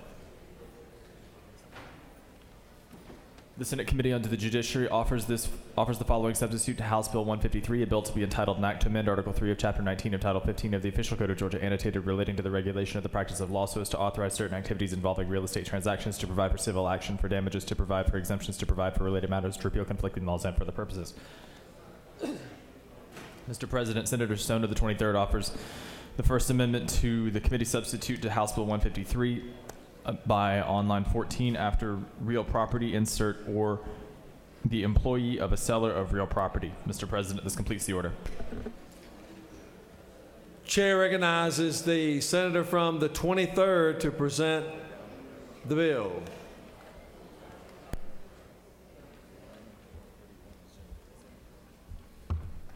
Thank you, Mr. President. Senators, this bill deals with the unauthorized practice of law in the area of real estate.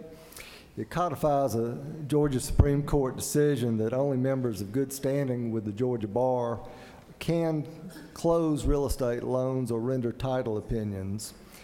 This provides a civil action for consumers who are damaged in residential property transactions, and it at the same time protects realtors and sellers who use attorney-prepared forms, legal forms in their real estate transactions.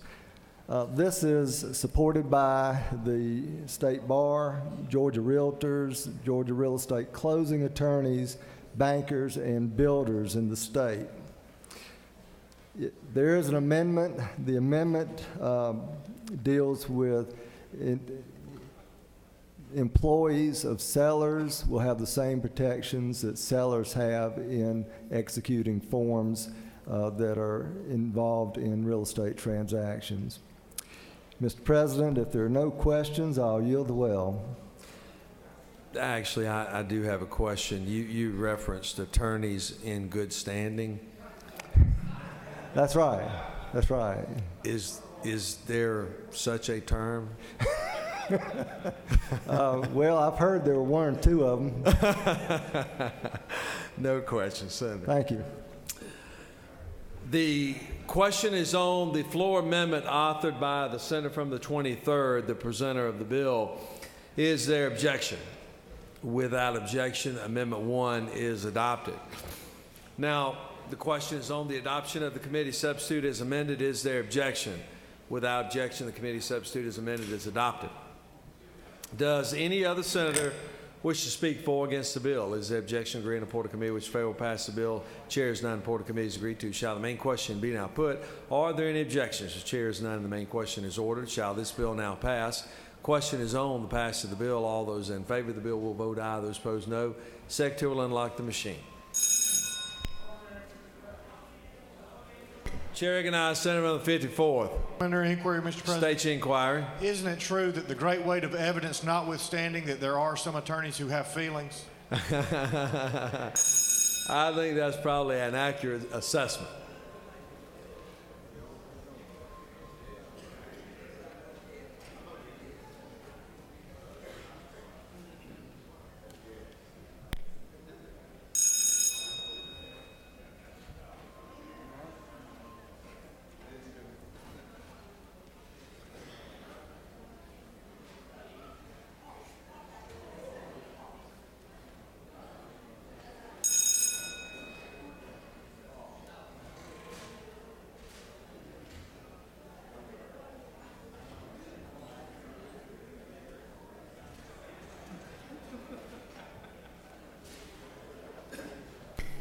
On the passage of the bill, the yeas are 48 and the nays are 0.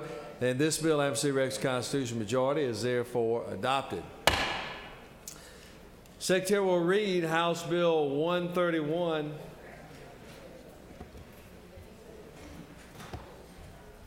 House Bill 131 by Representative Dickerson of the 113th and others, a bill to be entitled, an act to amend Code Section 20-2-751.4 of the Official Code of Georgia, annotated, relating to policies in public schools, prohibiting bullying so as to prohibit cyberbullying, to provide for related matters, to provide for a short title, to provide for an effective date, to and for applicability, to repeal conflicting laws, and for other purposes. The Senate Committee on Education and Youth recommends this bill be passed by substitute.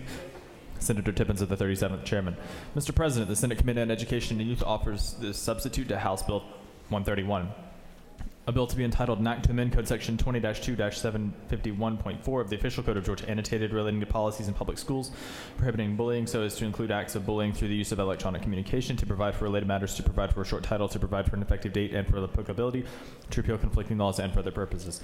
Mr. President, Senator Makuna of the 29th offers the following amendment to the committee substitute to House Bill 131 by striking from line 33 for purposes of this code section, by striking lines 34 through 37, inserting after system on line 33 the following: for the purposes of this code section, electronic communication includes any signs, signals, writing, sounds, data, or of any nature transmitted by electronic format, and for other purposes. Mr. President, Senator Makuna of the 29th offers a second amendment to the committee sub to House Bill 131 by striking from line 27 and inserting in place thereof A. Mr. President, this completes the order.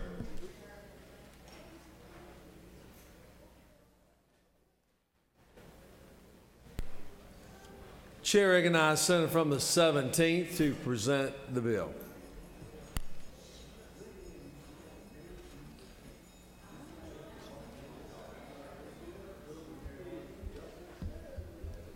Thank you, Mr. President, colleagues in the Senate. I presenting House Bill 131 today.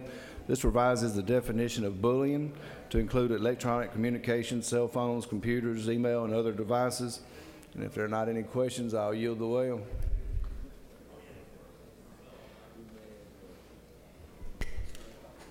No questions. You do have some amendments, however. Chair recognizes Senator from the 29th to speak to Amendment 1 and 2.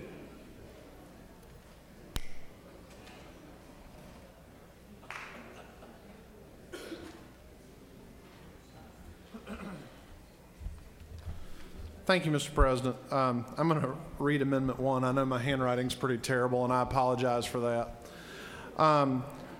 Amendment 1 deals with the definition of electronic communication.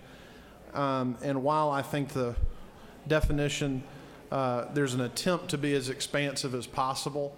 I think that there are things that would inevitably be missed in that definition. So what I have done is taken the definition from the Federal Communications Act on electronic communication. That's what Amendment 1 provides, and I'll read it to you.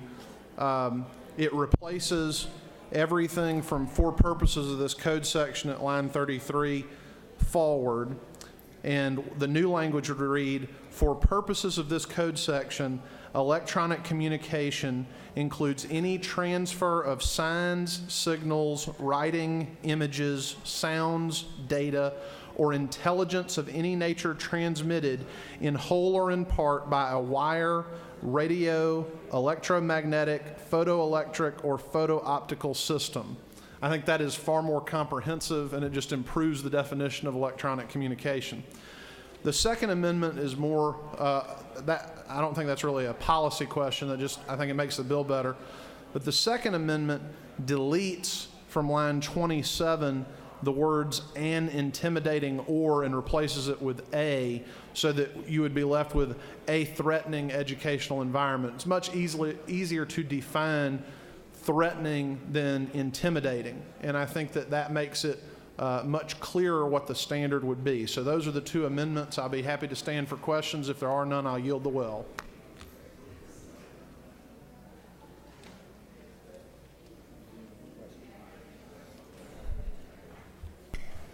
You have some questions. Chair recognizes the senator from the 39th for a question.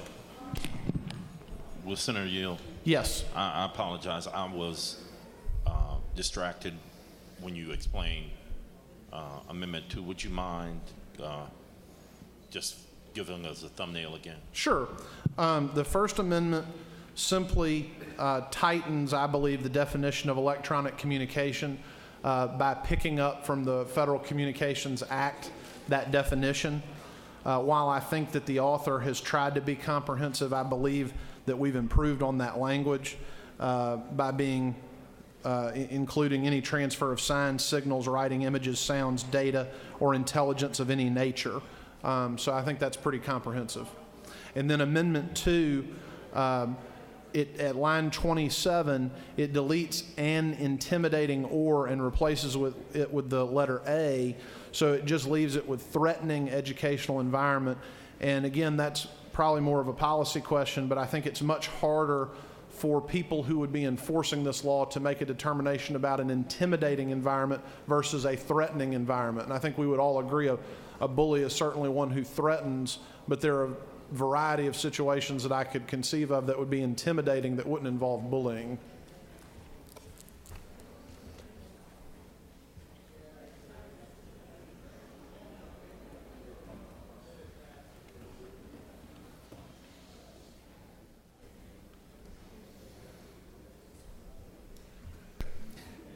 Chair recognizes Senator from the 56th.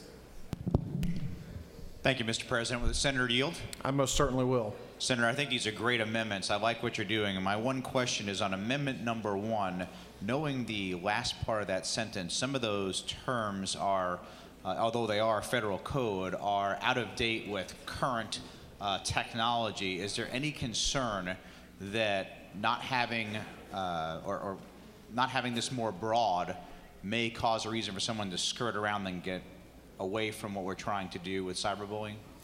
Well, I know the definition from federal code. I mean, that is a current definition. I think the comprehensive nature of the transfers that are included probably takes care of that concern. I would certainly welcome any additional language if anyone wanted to offer it, but I do think that it is better than the language that we have at lines 33 through 37 now, which I believe is open to quite a bit of interpretation. Thank you.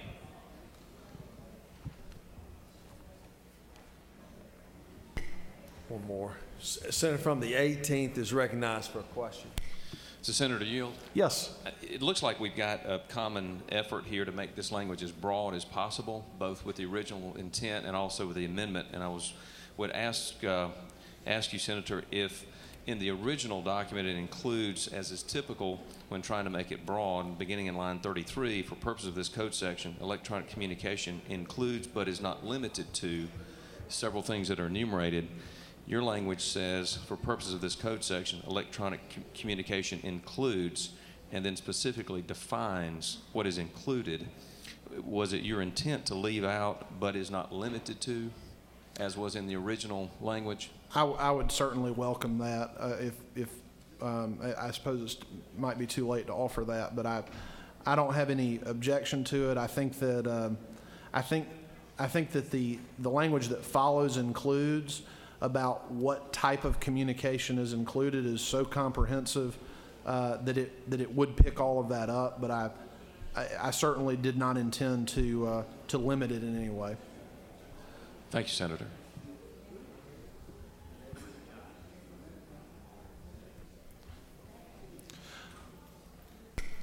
No further questions. Thank you, Mr. President. Question is on amendment number, Senator from the 17th, do you wish to close or you recognize to do so?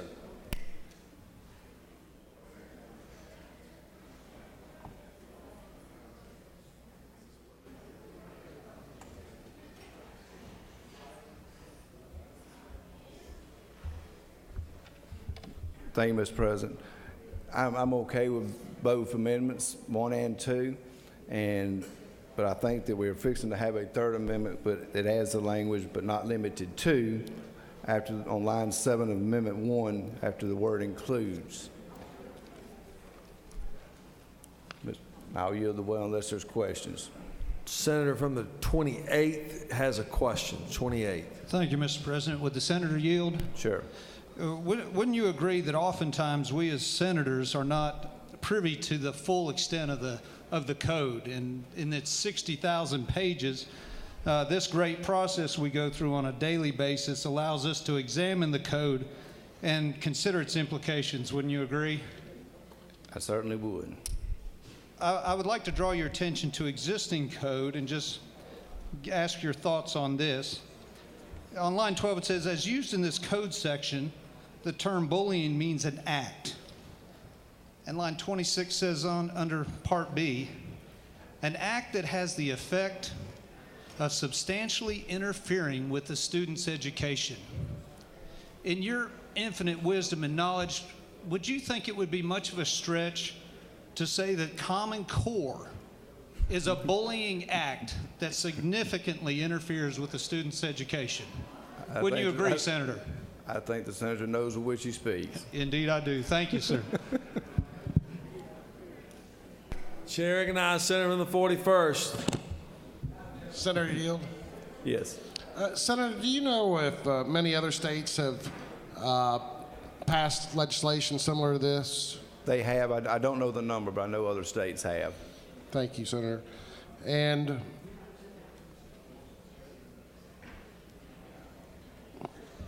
I think I've resolved my other question. Thank you. No further questions. Thank you. We do have Amendment 1A.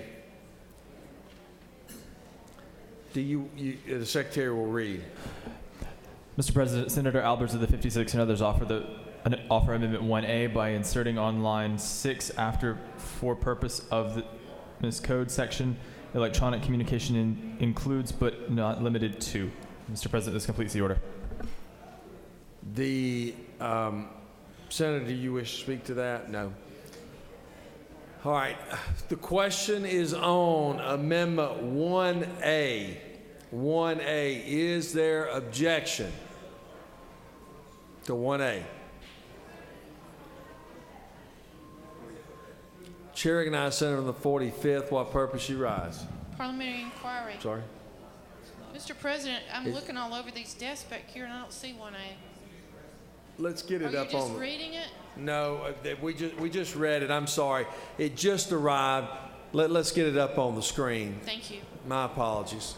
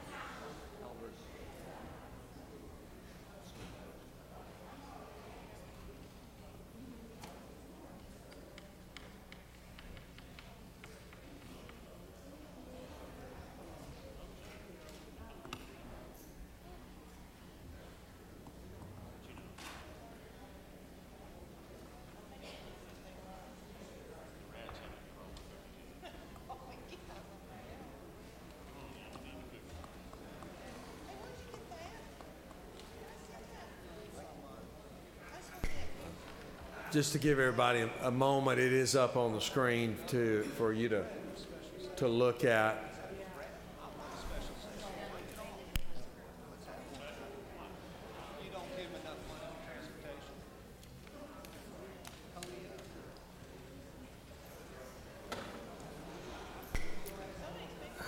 All right. Senator, for the 45th, you have your light on, or was that from before? Senator, from the 29th, your light is on. What purpose you rise? Mr. President, at the appropriate time, I'd like to withdraw amendment number 2. All right, and I'll get to that in a moment. Is there objection on Amendment 1A?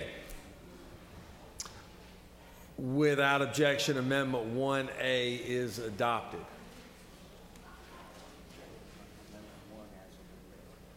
Now, is there objection to Amendment 1 as amended? I'm sorry? There is objection? Did someone object? Were you object? There is objection. There is an objection to Amendment 1 as amended. All of those in favor of Amendment 1 as amended will vote aye. Those opposed, no. Secretary will unlock the machine.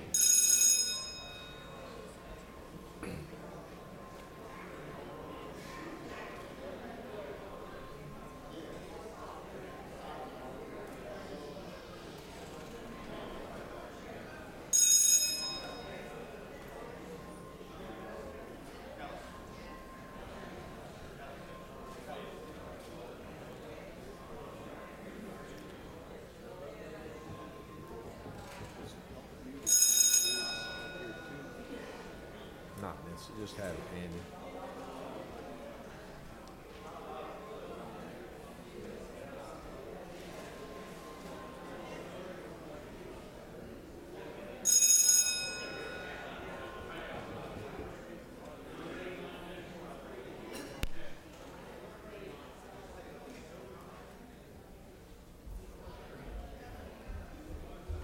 Easy, cowboy, easy, cowboy.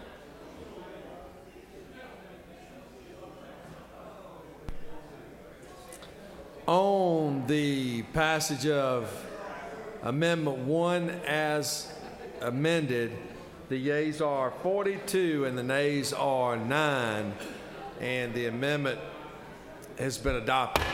Chair recognizes Senator from the 29th. Mr. President, I ask unanimous consent to withdraw amendment number 2. Is there objection? Without objection, amendment number 2 has been withdrawn. Question now is on the adoption of the committee substitute as amended. Is there objection? Without objection, the committee substitute as amended is adopted. Does any other senator wish to speak for or against the bill? Is there objection? Agree in the report of committee which fail will pass the bill. Chair is none. Report of committee is agreed to. Shall the main question be now put? Are there any objections? The chair is none and the main question is ordered. Shall this bill now pass? Question is on the passage of the bill. All those in favor of the bill will vote aye. Those opposed, no. Secretary will unlock the machine.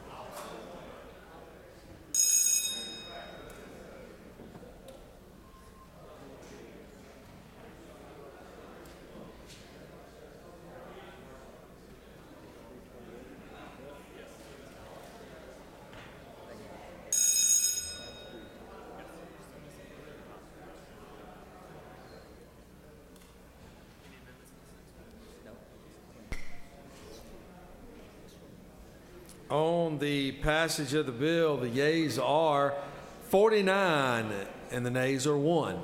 And this bill, Item C, Rex constitutional majority, is therefore adopted. Secretary will read House Bill 443.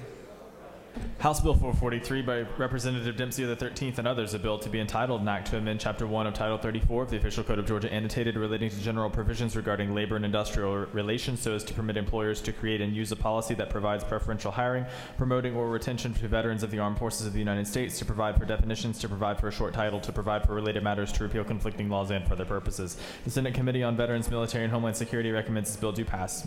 Senator Hill of the 6th Chairman. Mr. President, this completes the order.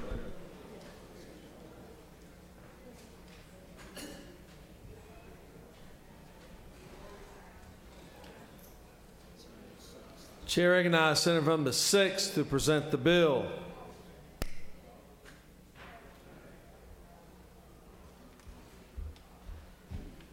Thank you, Mr. President. Members of the Senate, I know we have a long day, so this is a brief one, but we all want to help the veterans in our communities, and this is a good bill that's been endorsed by the business community to help give our veterans a preference, if you will, if all things are equal. If all things are equal in their criteria for the employer to hire someone, then that employer, if they've written a policy, so this is a permissive law, if they write a policy that allows for the employment, for this Veterans Employment Preference Program, and they have it on the books, then they can engage in this activity where they can, if all things are equal, tie goes to the veteran. And so the Georgia Retail Association and the Georgia Chamber of Commerce supports this bill, and veterans across this great state will support this bill as well. So I ask for favorable consideration. You do have a question. Chair recognizes Senator from 28th. Thank you, Mr. President. Will the senator yield? I do. Wouldn't you agree we all support and love our veterans and the great sacrifices they and their families make? I agree. Is it disingenuous of us as a body to, on the one hand, say we cannot create any preferences under the law, and then here go totally against that and say, for this reason, because it looks good, because it feels good, and most certainly because it is good, we will allow a preference under the law? So my question would be, what if this law read simply, instead of the word veterans, we had the word Christian? So to answer your question, what is allowed in law is for the employer to come up with and adopt a policy. So this is a permissive law allowing an employer to create this policy that's going to allow for them to say, having these kinds of people with this kind of experience and background and sacrifice on our team is something that we can give credit to. So candidly, to your point, this is not required for them to do that. But what this does is this allows them to, if you look at Section C, it will allow for them to not be construed as discriminatory if they do this. No, I understand that, but back to my main question. What if the word, instead of veterans, was Christian? Well, drop the bill. That's a very, very good point. Very good point. My caution here is we always try to do things for veterans as we should, because they have given the best in their all in serving our great nation and protecting our liberties.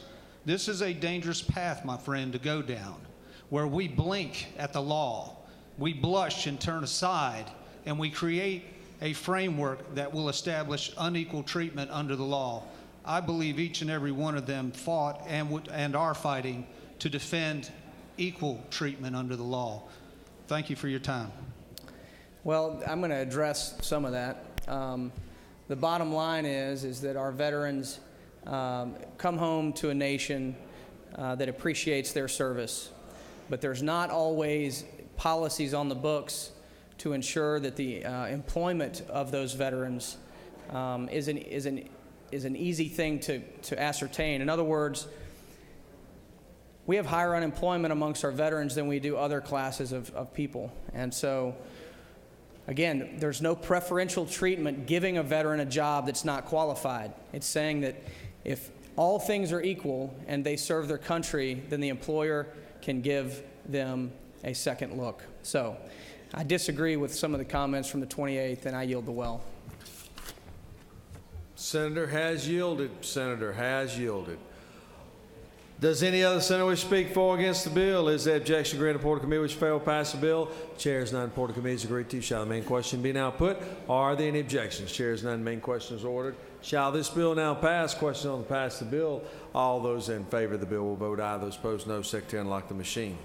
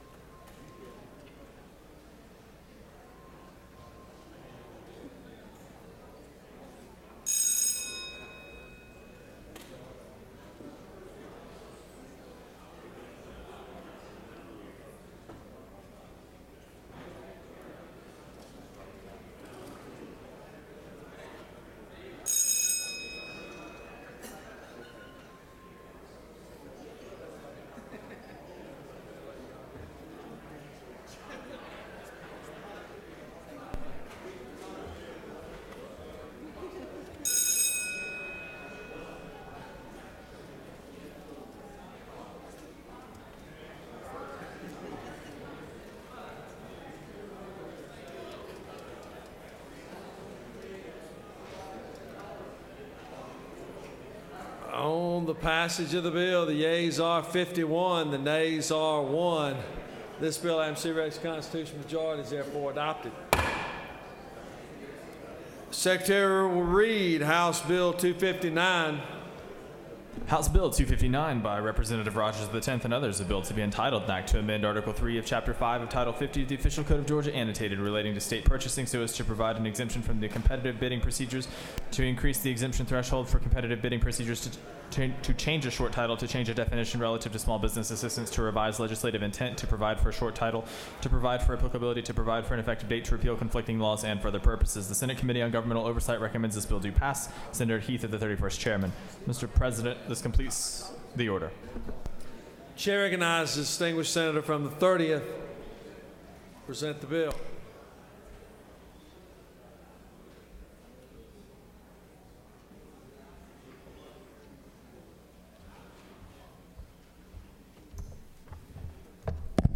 Thank you, Mr. President, members of the Senate.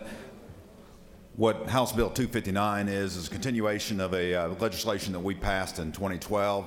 We gave a test run of 3 years to raise the minimum or the maximum amount allowed to expend without bidding from $5,000 to $25,000. It's worked effectively during that 3 years. We've decided that the 3-year test merits it going ahead and being passed for good. There is an additional piece to it. If you look under Section 2, there is the addition of or the purchases of new automobiles manufactured within the state. That's the addition to it.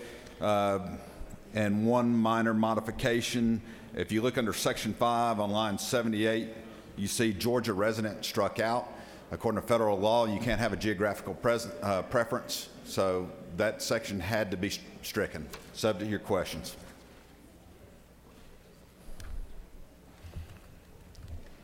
No questions, Senator. Thank you. Does any other senator wish to speak for or against the bill? Is there objection? Grant report of committee which fail will pass the bill.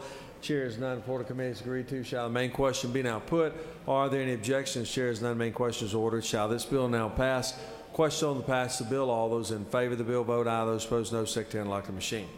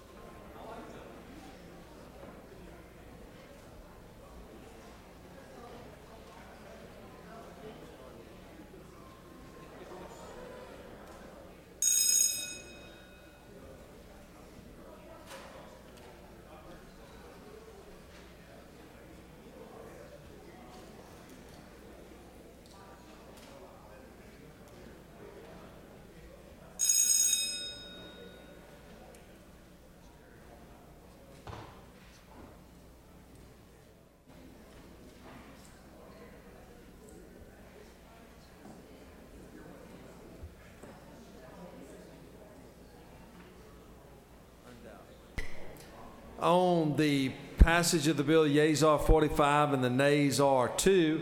And this bill, MC Rex constitutional majority, is therefore adopted. Secretary will read House Bill 253.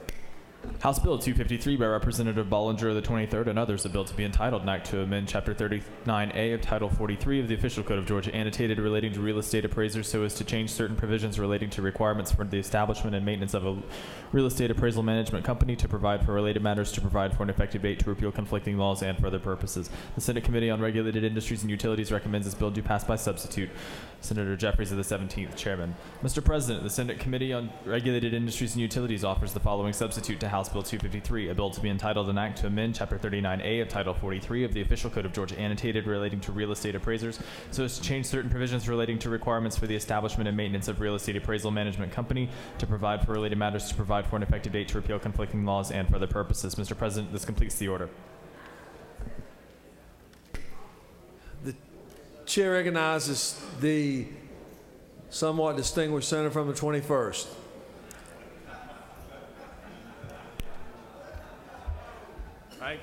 Thank you, Mr. President. Senators, I bring before you House Bill 253. House Bill 253 deals with real estate appraisers and appraisal management companies. Today, because of Dodd-Frank, if the appraiser wants to file a complaint or challenge a violation, they must go through a federal agency. This legislation provides enabling language that will give the Georgia Real Estate Appraisers Board the authority to directly enforce violations and eliminate the need for an appraiser to go through a federal agency for relief. That's all this does.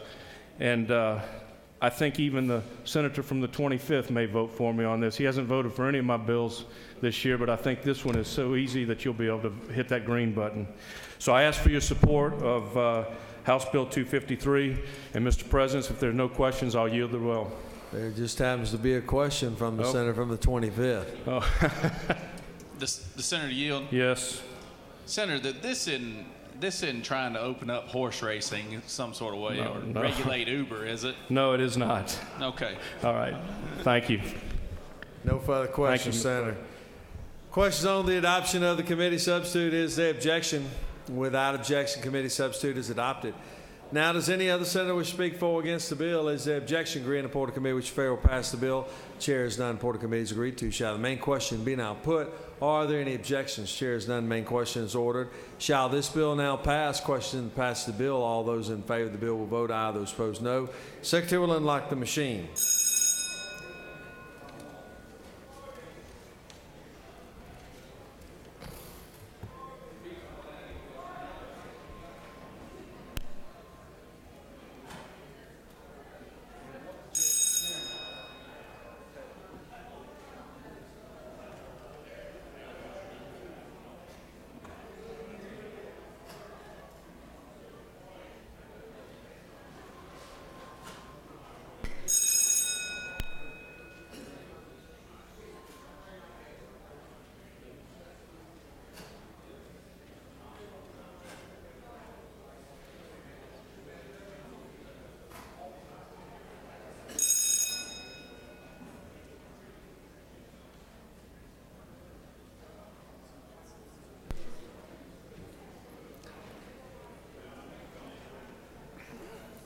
On the passage of the bill, the yeas are 51, the nays are 0, and this bill, MC Rex constitutional majority, is therefore adopted. Secretary will read House Bill 342.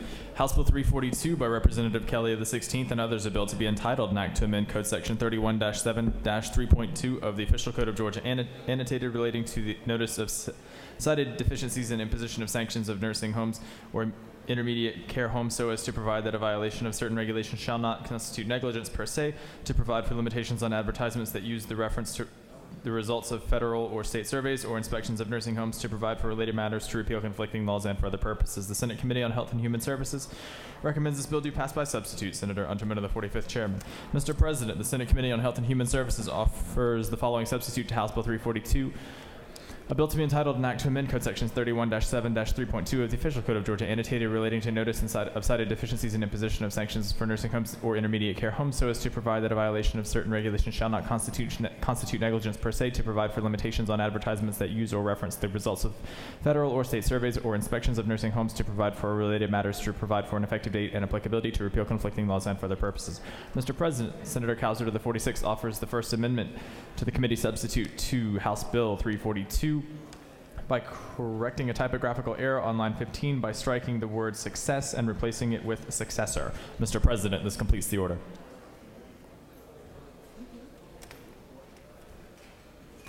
Chair recognizes Senator from the 54th.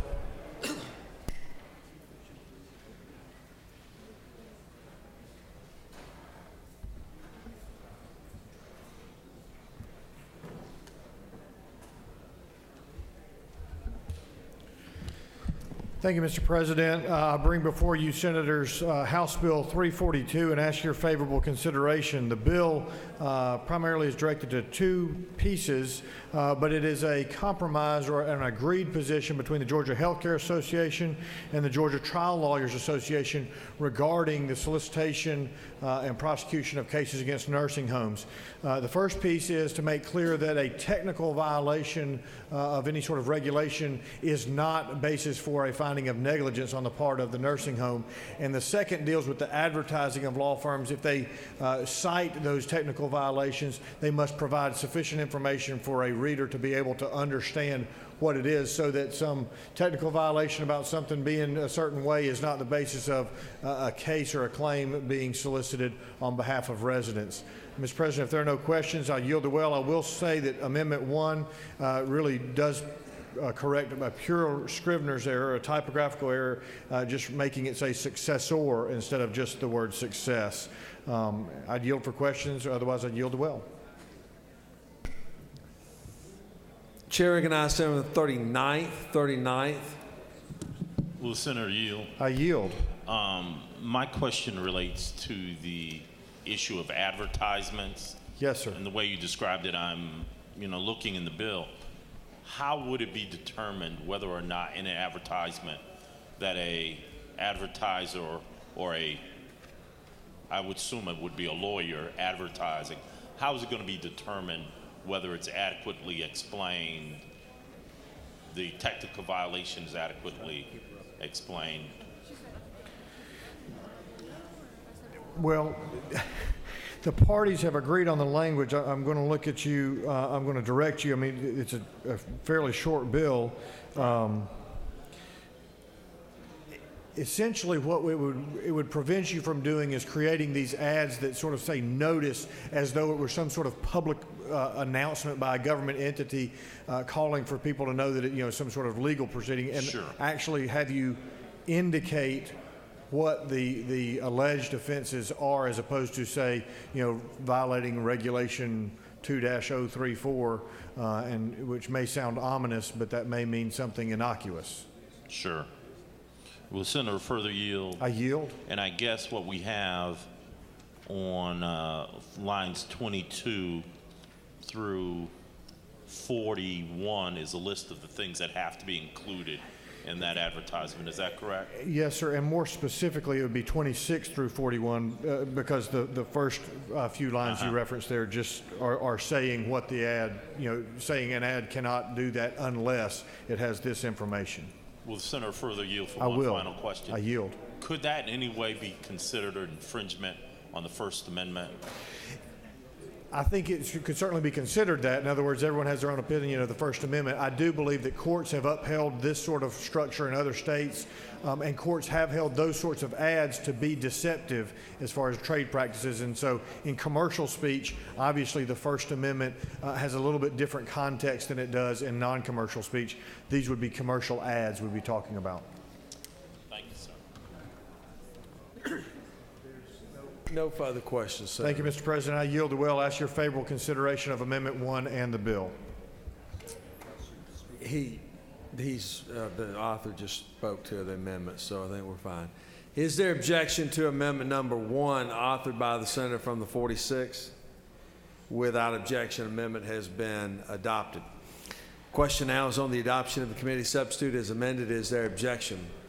Without objection, the committee substitute as amended is adopted. Does any other senator wish to speak for or against the bill? Is there objection to agreeing the report of committee which Farrell passed the bill? Chair is none. Report of committee is agreed to. Shall the main question be now put? Or are there any objections? The chair is none. Main question is ordered. Shall this bill now pass? Questions on pass the bill. All those in favor of the bill will vote aye. Those opposed, no. Secretary will unlock the machine.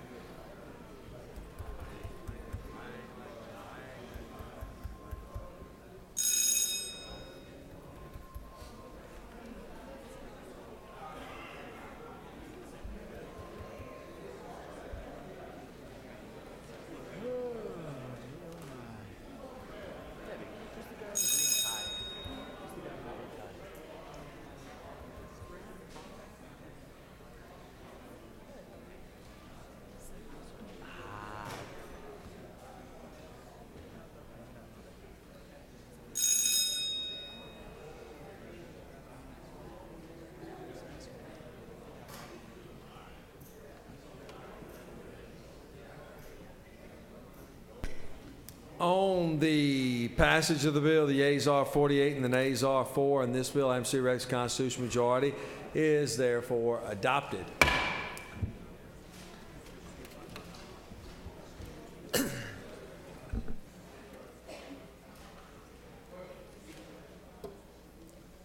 Secretary will read House Bill 328.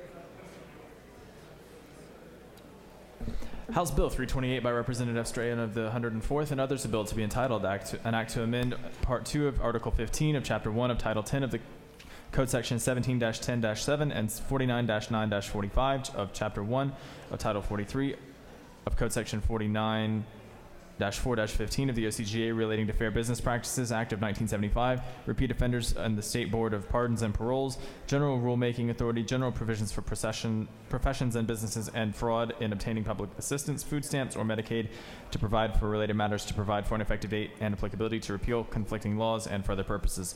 The Senate Committee on Judiciary and Non-Civil recommends this bill do pass by substitute. Senator Stone of the 23rd Chairman. Mr. President. The Senate Committee on Judiciary and Non-Civil offers the following substitute to House Bill 328, a bill to be entitled an act to amend Part 2 of Article 15 of Chapter 1 of Title 10, Code Section 17-10-7 and 42-9-45, Chapter 1 of Title 43, and Code Sections 49-4-15 of the Official Code of Georgia annotated relating to Fair Business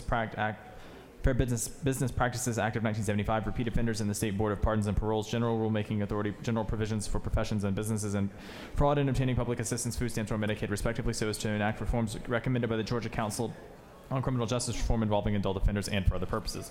Mr. President, Senator Miller of the 49th and others offer the First Amendment to amend the Senate Judiciary and Non-Civil Committee substitute to House Bill 328 by replacing line 207 with the following. E, the Accountability Court Judges of Georgia and the Georgia Council on Criminal Justice Reform by replacing line 309 with the following. Appoint such committees as it considers necessary to carry out its duties and responsibilities, including appointing judges serving in other courts to serve in an advisory capacity on the council, by deleting the quotation mark at the end of line 320 and inserting between lines 320 and 321 the following. G, the administrative office of the court shall provide counsel with office space and administrative support, including staff for record-keeping, reporting, and related administrative clerical functions, end quote. Mr. President, Senator McCoon of the 29th and others offer the Second Amendment, amending the committee substitute to House Bill 328 by replacing lines 12 through 17 with the following. Misdemeanor, the felony and felony threshold in certain fraud cases, to amend Chapter 21 of Title 15 of the Official Code of Georgia annotated by deleting lines 172 through 322 and lines 643 through 662 by redesignating parts 7 through 9 and as parts 6 through 8 respectively, and for other purposes. Mr. President, Senator Miller of the 49th and others Offer the third amendment to amend the Senate Judiciary Non-Civil Committee substitute to House Bill 328 by replacing line 207 with the following: E, the Council of Accountability Court Judges of Georgia and the Georgia Council on Criminal Justice Reform by replacing line 309 with the following: appoint such committees as it considers necessary to carry out its duties and responsibilities, including appointing judges serving in other courts to serve as in an advisory capacity to the council and for other purposes. Mr. President, this completes the order. The chair recognizes the senator from the 18th to present the bill.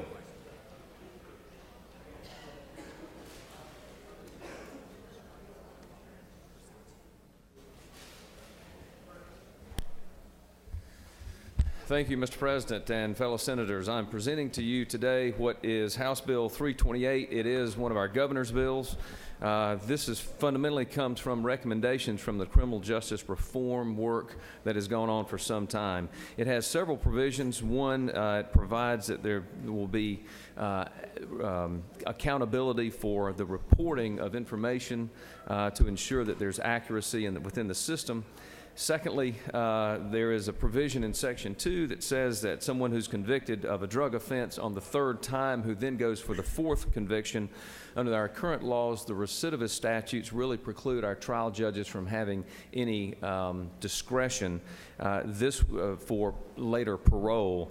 This provision says that the judges do have some discretion provided the metrics are met that are set out in the bill, such as, for example, that the person has served 12 years of their sentence, that there's no violent or sexual history in the offenses in the past, they must get a GED, they must have a clean record, they must also present a low risk for recidivism once they're returned to the population, and there are some other provisions as well. It also provides that if you have completed your accountability court, then you can get a professional license under certain circumstances. That's precluded right now, but that would allow for you to get a professional license. There's also some in Section 4 references to the Georgia Public Defender Standards Council, where the reference to standards is taken out. There's also a provision later on in the bill that provides for if you owe a fine, you can't be put on probation just for simply owing a fine.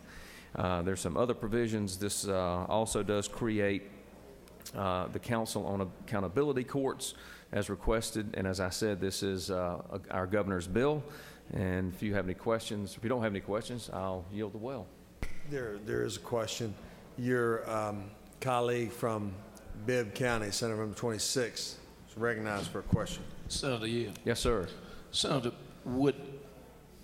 in this bill, would that refer to those who have a lot of offenders come out of prison and they got child support payments on them?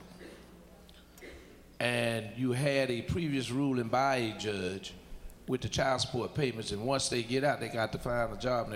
Will this stop them from being returned to prison for owing child support? Senator, it precludes being returned to prison just for owing a fine. And I guess I'm wondering if we're talking about fines versus, I'm not sure that your example of child support falls under the definition of fines as set forth in the bill. Well, you know, they get fined, but basically when you are in arrears on child support, you come out of prison, you hadn't paid child support because you were in prison. Once you get out, many have been returned to prison just for non-support and don't have a job. So I'm just wondering whether or not this will cover that. Senator, I think we're talking about something different, because the child support obligation would come from a civil obligation, not from having been convicted of a crime and a fine that followed from a criminal conviction. As you know, the amounts due for child support don't stem from criminal action. Now, we can have contempt actions that are sought, but again, that's civil contempt, not criminal contempt. So I think that's something different. I will, Mr. President, if I may, may I speak to the amendment that's on? Yes, you may. There are 3 amendments that are before you. Number 1 is an amendment that I am withdrawing. It is replaced, in essence, with amendment number 3. and would ask your favorable consideration for the bill itself and amendment number 3, which is consistent with the request of our governor. Thank you. I yield the well.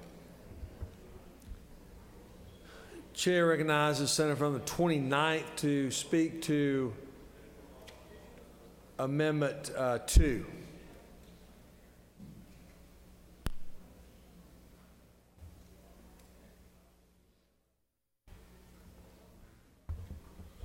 Thank you, Mr. President. If you look at Amendment 2, the sort of significant parts of it start at lines 172,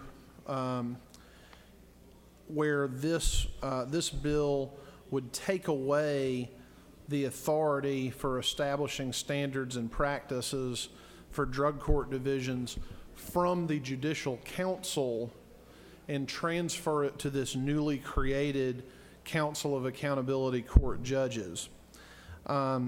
Really, as you go through the code, what you'll see is all of these functions are currently being performed. There's not anything new there. It's just all being transferred away from the Judicial Council to this newly created Council of Accountability Court Judges.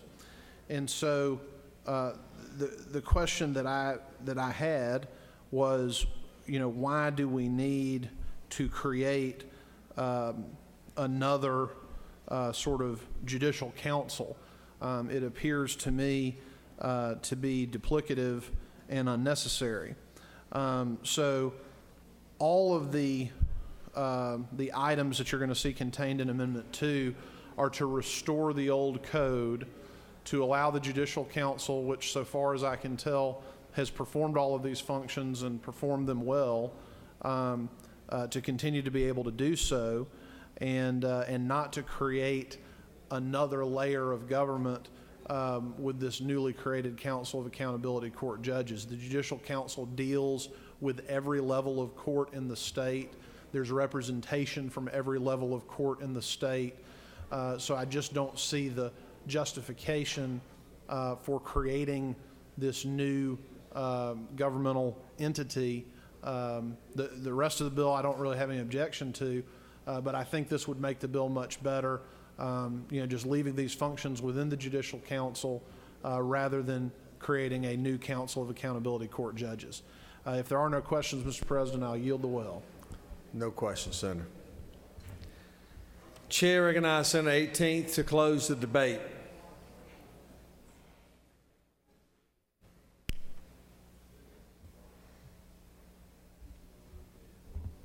Thank you, Mr. President. I appreciate the Senator from the 29th's concerns about efficiency, but I don't think they're well-founded with this amendment. First of all, let me remind you, this is our governor's bill. This is what he's asked for.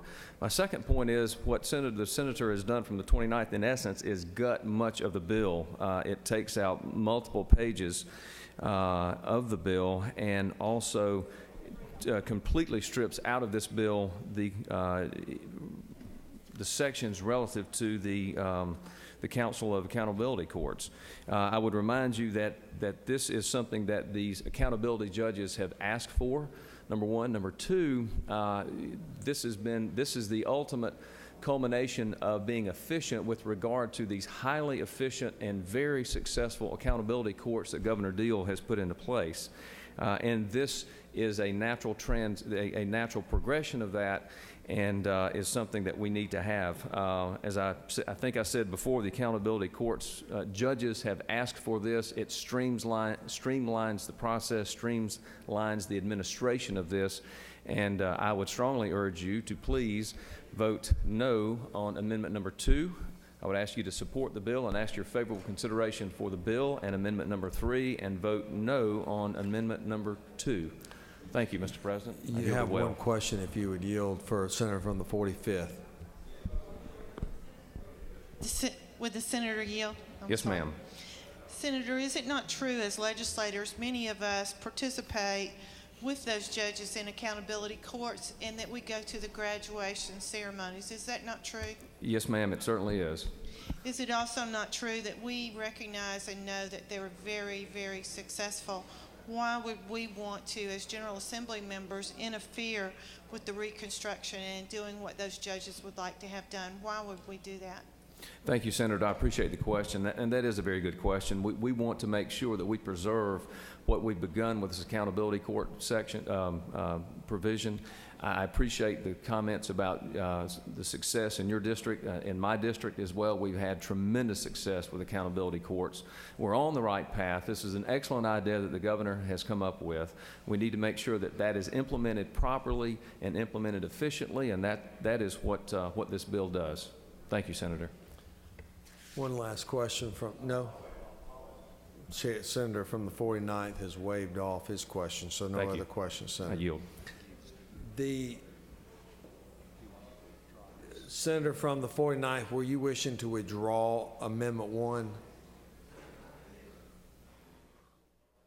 Then you're recognized, Amendment 1? Yeah, you're recognized to withdraw Amendment number 1. Thank you, Mr. President. Request to withdraw Amendment number 1. Is there objection? Without objection, Amendment number 1 has been withdrawn. Now that takes us to Amendment number 2. Is there objection? There is objection on Amendment number 2, authored by the Senator from the 29th and the Senator from the 28th. All of those in favor of Amendment 2 will vote aye. Those opposed, no, and Secretary will unlock the machine. Voting on Amendment number 2. Chair recognizes Senator from the 49th. Parliamentary inquiry, Mr. President. State your inquiry. Isn't it true, Mr. President, that a red vote would be a great vote for the accountability courts in the state of Georgia, and the rate of recidivism of those experiencing and participating in these courts is very, very favorable, and we need to vote down this amendment as it would gut the bill? I know that the Senator has great passion for which he speaks.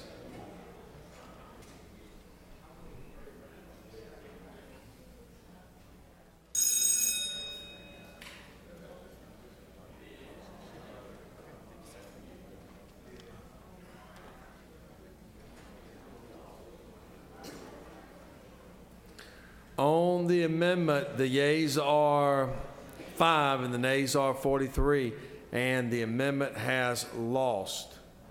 Now the question is on Amendment number 3. Is there objection to Amendment number 3? Without objection, Amendment number 3 has been adopted. Does any other senator wish to speak for or against the bill? The question now is on the adoption of a committee substitute as amended. Is there objection? Without objection, the committee substitute as amended is adopted. Does any other senator wish to speak for or against the bill? Is there objection agreed on the report of committee which fair will pass the bill? Chair is none. Report of committee is agreed to. Shall the main question be now put? Are there any objections? Chair is none. Main question is ordered. Shall this bill now pass? Questions on the passage of the bill. All those in favor of the bill will vote aye. Those opposed, no. And the Secretary will unlock the machine.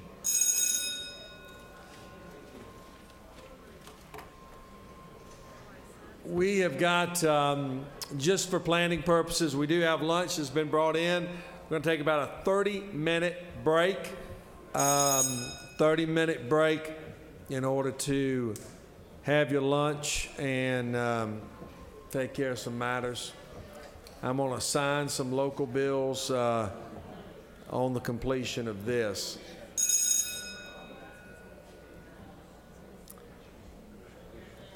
And there is one local bill we'll need unanimous consent, so before everybody goes and to waive the rule for a local bill to be read.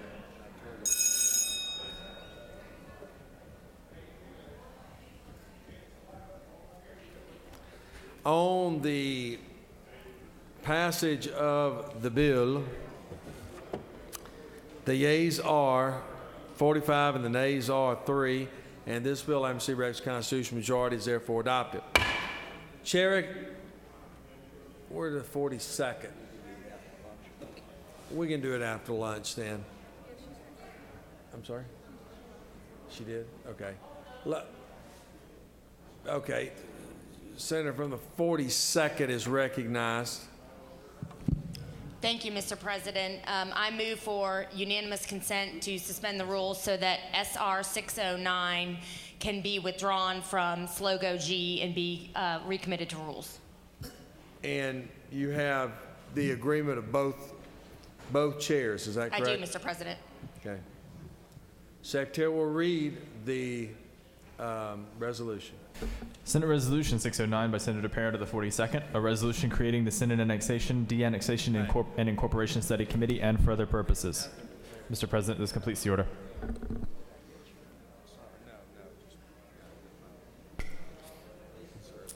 Is there objection? Without objection, the bill will be removed from SLOGO General and moved into the Rules Committee. Congratulations, Senator. Remarkable victory on your part. Secretary will read some first readers from the House. House bills. House Bill 632 by Representative State Wolferson. and local governmental operations. House Bill 640 by Representative Chandler. State and local governmental operations. House Bill 646 by Representative Scott of the 76th. State and local governmental operations. House Bill 647 by Representative State and local Scott of the... governmental operations. Just let him read them off the sheet. House Bill 648 by Representative Scott of the 76th. State and local governmental operations. House Bill 650 by Representative Waits of the 60th and others. State and local governmental operations. House Bill 658 by Representative Mitchell of the 88th and State others. and local governmental operations. House Bill 661 by Representative Drenner of the 85th State and and others. local governmental operations. House Bill 662 by Representative Drenner of the 85th and others. State and local governmental operations. House Bill 663 by Representative State Drenner. and local governmental operations. House Bill 664 by Representative Knight of the 130th. SLOGO. House Bill 668 by Representative Ramsey of the SLOGO. 72nd. House Bill 674 by Representative Weldon of the 3rd. SLOGO. House Bill 675 by Representative Ralston of the SLOGO. 7th. Mr. President, this completes the order. We'll stand at ease for 30 minutes.